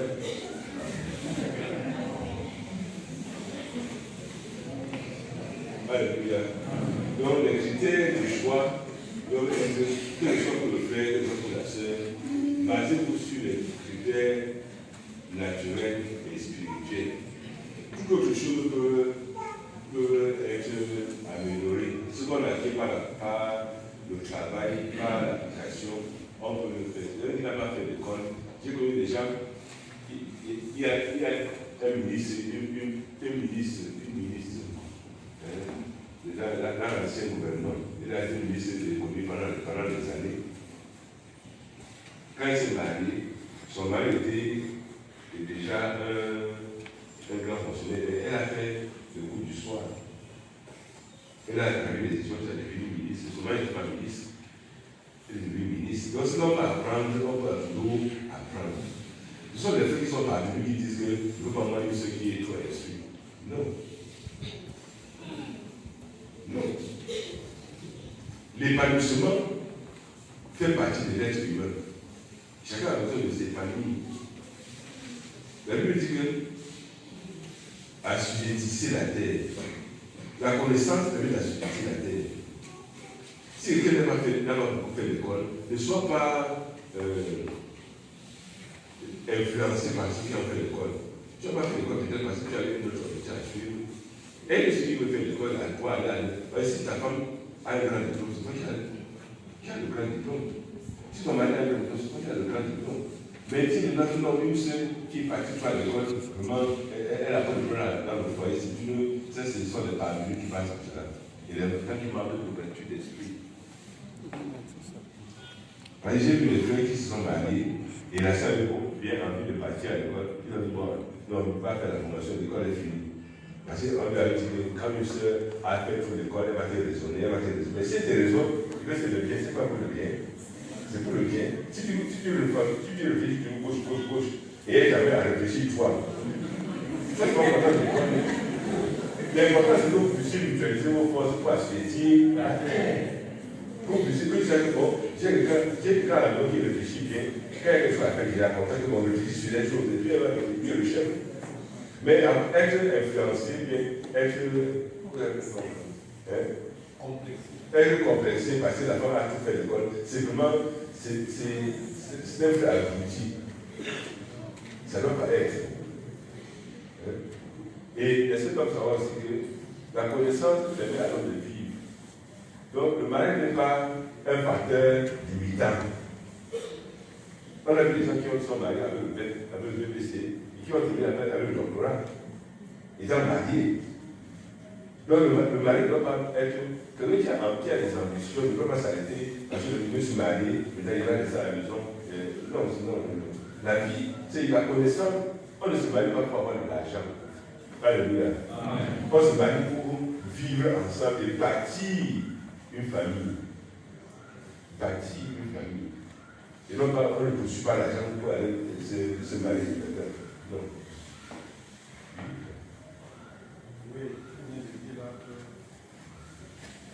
Les jeunes ne doivent pas refuser le mariage, tous les jeunes seuls parce que le cœur n'a pas battu. Et c'est vraiment le cas pour plusieurs. Et je pose la question, avec l'enseignement qui est clair déjà, qui va faire tomber le cahier des yeux de plusieurs, est-il permis pour ceux-là qui a refusé parce que le cœur n'a pas battu, de pouvoir partir vers le pasteur, espérant que le jeune frère ne va encore continuer ailleurs, Alléluia. Je voulais aussi dire ceci aux bien-aimés. Le mariage n'est pas le tâtonnement. Le mariage, c'est l'amour. Un frère qui se dit comme ça, tu dois laisser un reflet un jour, l'autre jour là-bas, il ne va se lever. Il n'est pas sérieux. Quand tu demande quand même, c'est à partir de ces choses que tu as remarquées. Mais tu demandes aujourd'hui, jeudi, vendredi, la scène de. Non, c'est. Ça veut dire que tu as la faute d'avoir demandé l'autre. La seule, elle peut bien le déni. Si vous pensez que il faut qu'il n'avait pas bien réfléchi, le fait à votre disponibilité. Elle peut après s'asseoir et. Après, le mensonge dans nos corps, vous ne souvenez pas, non. Le peu de personnes devant une fille en mariage, le plus souvent, c'est non. Parce qu'elle voulait l'autre là-bas, mais c'est l'autre aussi qui est venu. Et au moment où vous ne suivez pas comment.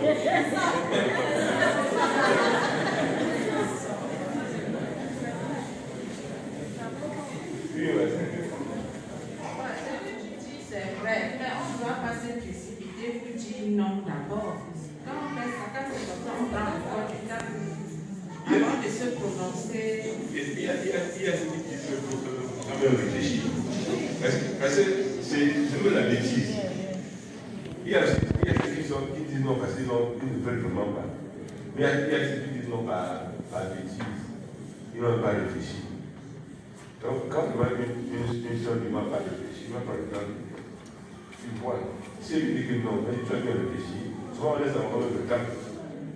On laisse le temps, est-ce que tu as bien réfléchi? On laisse le temps, on tient dit non, je crois qu'on ne peut pas, on ne peut pas résister. Et on ne peut pas forcer quelqu'un d'épouser une personne. Oui. C'est vraiment que les jeunes sœurs. Parce que les jeunes sœurs, moi je ne sais pas. Moi je te m'appelle une jeune sœur. Tu vois que ton cœur va. Parce que moi je ne connais pas tout ça. Nous autres, nous sommes nés dans l'église. On a grandi dans l'église. Tu restes un frère bien, tu ne connais pas. Tu veux que ton cœur va. Je ne sais pas. Ça te va comment. Moi je ne connais pas. Parce que pour moi, si le pasteur Emmanuel Léa est là, le jour où on m'a appelé que mon mari était éclaté les pleurs, pleurer jusqu'à ma peine. Donc je ne sais pas vraiment qu'on nous laisse comprendre l'histoire de ton cœur à nature. Parce que une jeune fille qui a bien vécu le monde, qui a tourné, peut connaître le cœur bas. Mais pour nous autres qui avons grandi, on ne connaît rien là. Le cœur doit battre comment? C'est vraiment. Alléluia. Donc, il voudrait que vous ne puissiez pas, que les jeunes ne puissent pas détruire à venir par les fausses conceptions. Je vous dis d'abord une chose, c'est qu'il est impossible que vous puissiez connaître celui qui vous demande la main. Même s'il est un frère dans l'église, qu'il est même dans l'assemblée, vous ne pouvez pas le connaître. À la fin, on le pousse vers un étranger. Même le frère qui a regardé la sœur pendant longtemps, il ne connaît pas la personne qu'il est en train d'épouser. Peut-être il a eu plus de temps. J'ai vu des frères qui ont observé leur fille pendant 2 ans, pendant 3 ans. Mais ils n'ont plus le temps de les observer sur beaucoup de formes, dans beaucoup de situations, avant de décider. Eux, au moins, ils peuvent avoir des éléments. Mais une jeune sœur comme un matin comme cela, je sais pas, il y a des jeunes filles qui demandent la main. Prends le temps pour réfléchir, mais pour encore même rester un peu dire, laissez-moi le temps. Quand je dis laissez-moi le temps pour réfléchir, on laisse tout le temps qu'il faut. Et laissez-moi vous dire, ce qui va vous permettre de pouvoir assumer les décisions sont les témoignages des parents qui vont dire non, le bien frère là, non, j'avais appris une chose sur Dieu, vous savez, temps là, fais attention. 2 fois, 3 fois, il dit non, si derrière 3 fois, il peut me tendre de réserver. Mais si tu dis que quand j'ai le temps comme cela, ça ne va pas. C'était un mauvais critère de choix. Et moi, ici, une chose, c'est vrai que je ne suis pas une femme, mais les témoins que j'ai reçus, le premier réflexe qu'on a, c'est là de dire, c'est qui? C'est un rejet, d'accord. Et après, on prend le temps, on s'assoit, on réfléchit, il y a des qualités, il y a les défauts. Peut-être le frère n'est pas très beau. Comment on voudrait qu'il soit beau. Mais il est un frère qui a d'autres qualités. Et on va pas prendre les qualités là, on comprend sa beauté. Il peut être une comme ça, avec les choses qui sont en train de travailler, il va bien. Et quand il va bien manger, tu vas voir que le frère qui avait refusé là, il est très beau. Donc, on se base sur les qualités naturelles qui ne peuvent pas être acquises. C'est que lorsque quelqu'un a ça, et sur les qualités spirituelles, sur ces deux valeurs-là, on peut bâtir quelque chose. Donc, ne restez pas là pour rater vos occasions parce que quelqu'un n'a pas battu. Pour lequel il peut bâtir quelque chose que je refuse. Mais c'est pas tout. C'est l'autre question. Oui, pasteur, vous avez dit que les sœurs doivent réfléchir. Je veux bien savoir, une sœur qui prend son temps, elle réfléchit pendant 3 à 4 mois et elle vient dire non. Est-ce que cette sœur est blâmable parce qu'elle a pris tout son temps pour chercher ces témoignages? Est-ce qu'il y a un temps limité pour réfléchir? C'est vrai que demander ne peut pas dire on va accepter. Demander on peut dire oui, ou on peut dire non. Mais je ne sais pas si nous sommes demander, je peux le faire pendant 4 mois.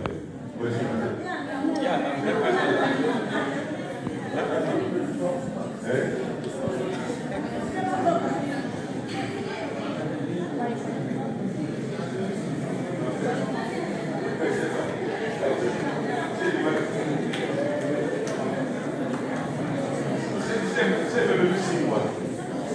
Comme elle a des réflexions, elle ne connaîtra pas plus de ce qu'elle connaît déjà. Elle dit non, il y a un second la mention. Elle est libre, oui. On peut parler de deux manières différentes. Mais on va imaginer qu'il fallait dire ça à ton nom là, elle a eu ça depuis. Le lui, là, on a eu ça depuis.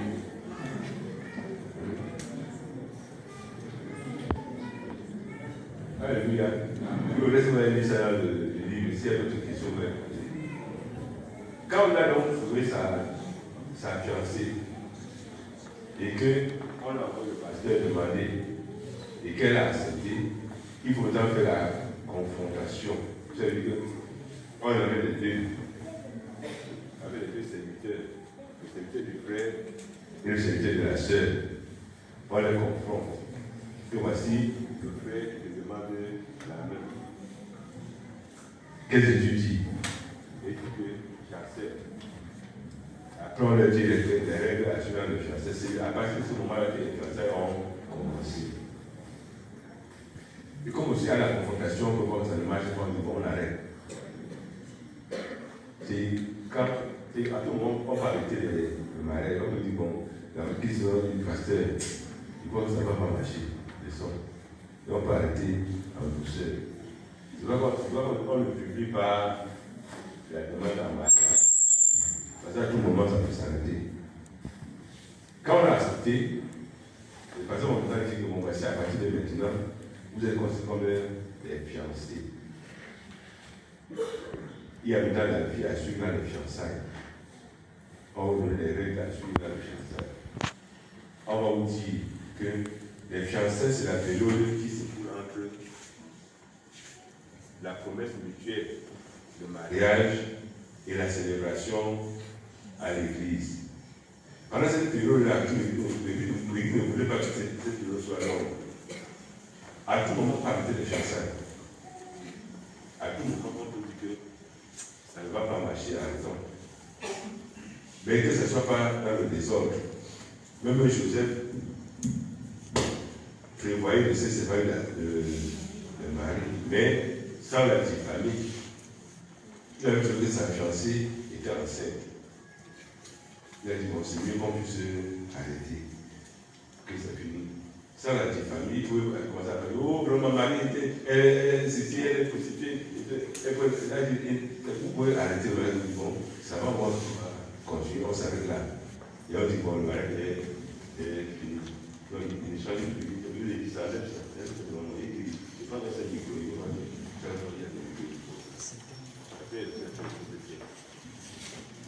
Alléluia. Donc, les fiançailles commencent à partir du moment où on a fait la confrontation entre les deux. Et à partir de ce moment-là, on compte. L'Église n'aime pas que les fiançailles durent longtemps. Donc, quand quelqu'un est me marier, que tu sois assez prêt pour commencer et achever. Ne commence pas et achève du l'argent est fini. Non. Commence, chacun de nous a un serviteur, un pasteur, un encadreur qui peut l'aider à cela. Quand tu as commencé, il faut que dans les 3 mois, 4 mois, c'est moi qui suis que le mariage soit célébré. À part dans les conditions, on peut avoir peut-être souvent les frères sont à l'étranger, tout ça, il y a des conditions, on essaie de faire des choses dans le cas par cas. Mais quand nous sommes ensemble, il faut que le mariage aille le plus tôt possible. Parce que quand les fiançailles sont longues, cela apporte beaucoup de dépenses d'abord et beaucoup de problèmes. Parce que quand tu prends une fille et qu'elle a accepté, tu prends la charge. Et si c'est long, tu vas dépasser plus. Donc c'est mieux que ce soit le plus court possible. Le reste que tu vas connaître, que vous allez connaître là, vous allez le faire dans le foyer. Donc, et c'est vrai que dans les fiançailles, les par exemple, pour dire des mots, même si ça s'arrête, tout à l'heure, il a dit, oh, chouchou, oh, bébé, ou c'est et puis maintenant, ça arrête. Vous restez sur la compte. Donc, que les fiançailles soient saines, que les frères et les sœurs, c'est un frère et une sœur qui se trouvent des sœurs mariées, mais qui ne sont pas encore mariées. Quand ils vont finaliser à l'église, il faut nous donner n'importe quel nom qu'ils veulent. Mais c'est d'abord frères et sœurs.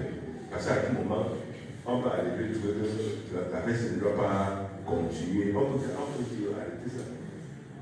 Si par exemple, le pasteur se trouve que peut-être il y a eu un dérapage, il peut dire voilà, le mariage c'est on arrête. Donc, on va commencer à dire des choses qui ne sont pas bonnes. Donc, c'est pour ça que les fiançailles doivent être saines.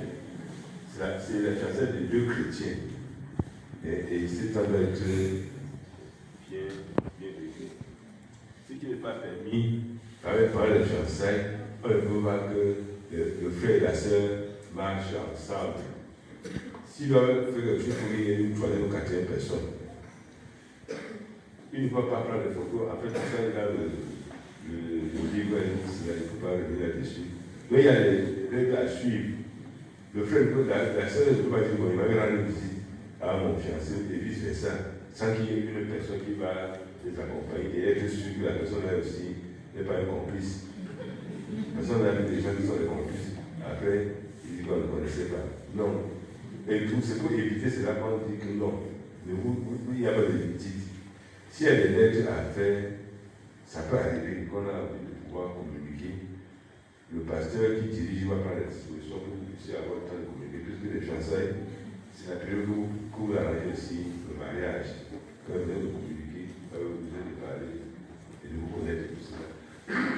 Pour le reste, vous êtes dans le mariage. Et après, il y a le blocage, qui est une cérémonie dans la stricte intimité familiale. Ce n'est pas qu'on fait le blocage, on a toute l'église vient, l'assise de tout le monde vient. Non. L'église attend le mariage à l'église. Le blocage, c'est peut-être 2 personnes de la famille, 3 personnes de la famille qui partent demander la main d'une fille qui vient toquer, que nous voulons entrer dans la famille. On dit entrer et puis c'est fini. C'est quelque chose qui va prendre 1 heure de temps, pas plus. On ne fait pas des avions et tout ça, les voyages là, c'est le blocage. Mais le temps qui est ambiance. C'est pour demander, c'est pas une cérémonie festive. C'est un petit truc. Quand on reçoit les gens, on dit bon, on va se faire un peu la mesure. Je ne sais pas que toute la semaine va venir, mais je comprends où, si je m'appelle ton blocage, ça devient un ennemi. Non. On le dit, le blocage, c'est que le frère vient avec 2 ou 3 personnes. Pour voir la famille de la sœur avec 2 ou 3 personnes et c'est fini. Donc les gens ne puissent pas courir partout encore pour commence à dépenser beaucoup d'argent pour rien. Même la cellule de famille n'est pas un lieu public. Bon, toute la famille doit être là. Non. Même si tout le monde sommes toute la même famille, notre famille va se retrouver à l'église. Que ce soit plus de pression, là, il faut encore dépenser de l'argent.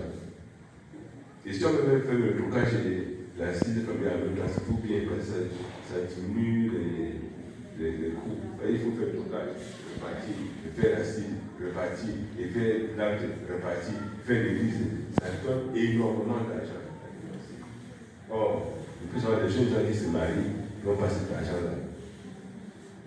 Et on ne prend pas de dette pour faire un mariage. On ne s'endette pas, ce n'est pas permis de s'endetter pour faire un mariage. Et un frère qui commence le mariage et qui ne peut pas aboutir parce qu'il n'a pas d'argent, il ne paye plus de dîmes, collecte, offrande, jusqu'à ce qu'il ait terminé son mariage. C'est ce que l'Église enseigne. Et après, il y a la cellule familiale, et quand on fait la cellule familiale, il y a l'école de mariage et la célébration à l'église. Chacun fait le mariage au niveau de sa poche. On ne fait pas le mariage au-dessus de sa poche. Si je peux faire mon mariage avec une palette de jus, je fais mon mariage avec une palette de jus. Dans 25 ans, quand on va faire le jubilé, il peut maintenant venir tuer un peu. Mais il peut faire, on a fait le mariage, on l'a fait avec une grosse bouteille de Fanta. Et puis c'est à bas. Et là, il y a le problème. Il y a forcément le puis, tiens pas de venir. Le pasteur va régler ça. Mais en principe, tout est très réglementé. Parce qu'on ne permet pas que dès qu'on a demandé avec la sœur, on donne le contact. Non. Le pasteur sait comment il va, quand il veut se voir, quand ils vont se voir. Mais si quelqu'un contourne, on ne peut tout pas connaître. Et ça entache le mariage. Le mariage, c'est un temps, mais c'est un temps où on a tout fait qui est pour le terme de l'enfant pas dedans.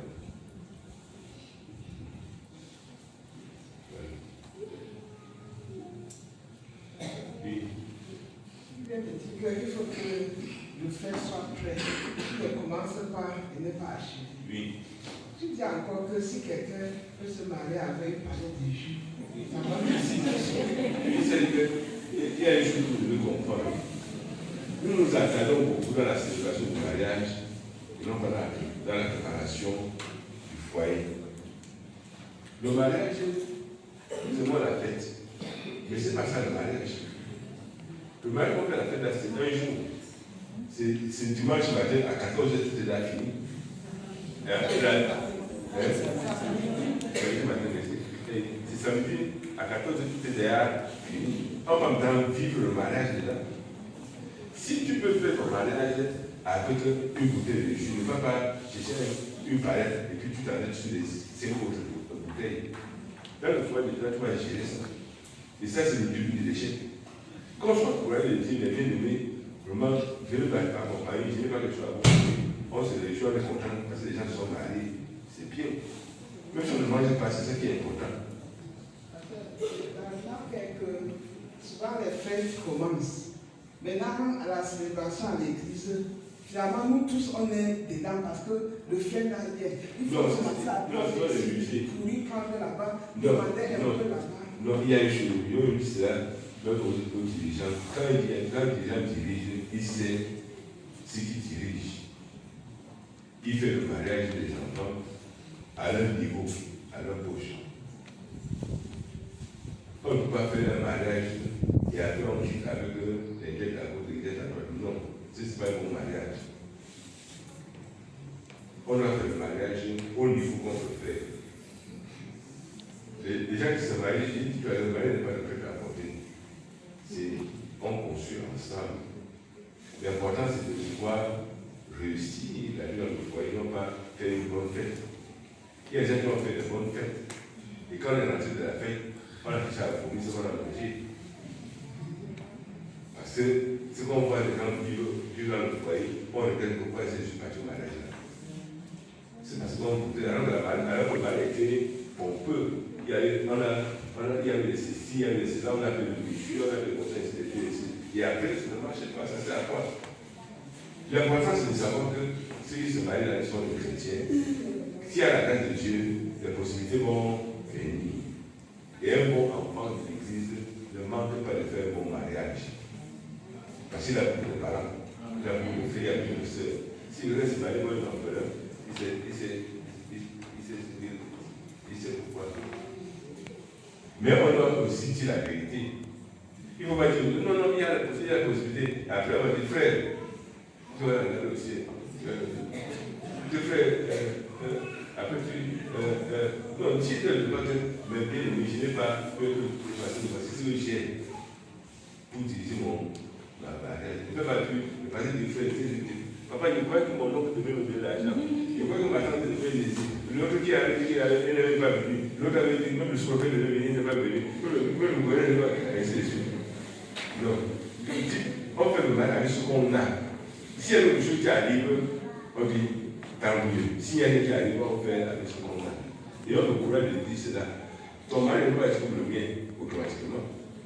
Si on va dire, il a fait un mariage, peut-être une sœur va commencer à pleurer, il y a quelqu'un qui a des mariages comme cela, il y a des mariages comme cela, il n'y a pas de ceci, non. Ton mari peut être différent de l'autre, mais ça ne veut pas dire que ça ne va pas réussir. La célébration, c'est une chose, et le mariage, c'est une autre chose. Vous ne parlez pas, vous mariez, vous faites célébrer et finir.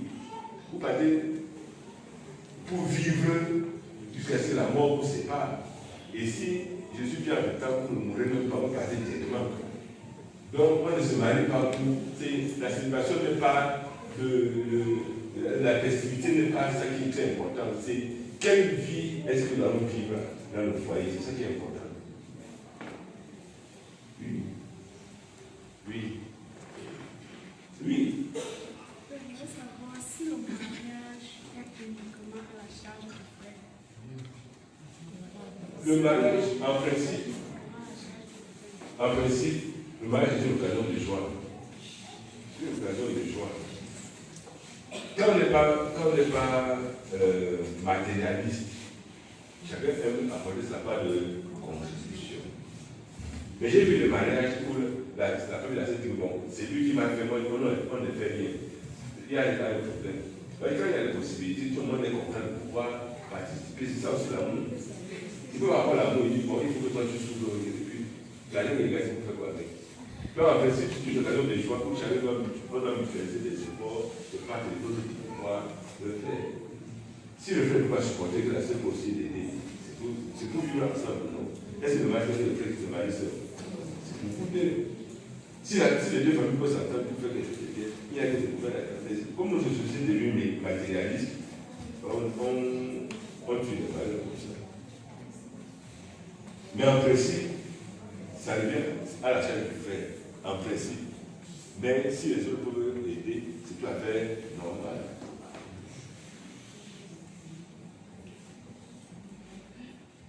Alléluia. Amen. S'il y a d'autres questions. Pour la célébration à l'église, quelles sont les dispositions qu'on a? C'est pas bien qu'on puisse avoir le même problème chaque jour. Il y a des dispositions qui sont là, que quelqu'un ne sait pas à faire, à obliger qu'on lui fasse comme des faveurs. Quand on laisse les lois, les règlements qui sont en vigueur, on cherche dans les faveurs, ce n'est pas bon. Nous connaissons les règles du mariage, les célébrations à l'église. Quand on ne vient pas voir encore les tenues, les filles d'honneur, les conseils, les uniformes, tout ça, donc on le fasse. Nous faisons un mariage, il a pu nous être sobre. On doit être sobre à beaucoup de choses. Et le mariage dépend de la capacité de chaque personne. Celui qui peut faire le mariage, tu as 4 bœufs, il le fait. Celui qui peut faire une chèvre, il le fait. Il faut que tu sois obligé de faire comme tu as fait. Nous n'avons pas la même force matérielle, mais que chacun soit capable de faire à son niveau. Les serviteurs de Dieu doivent beaucoup instruire les jeunes à ce sujet pour éviter les débordements des dernières minutes. Et après, le mari doit apporter la joie et non pas la division.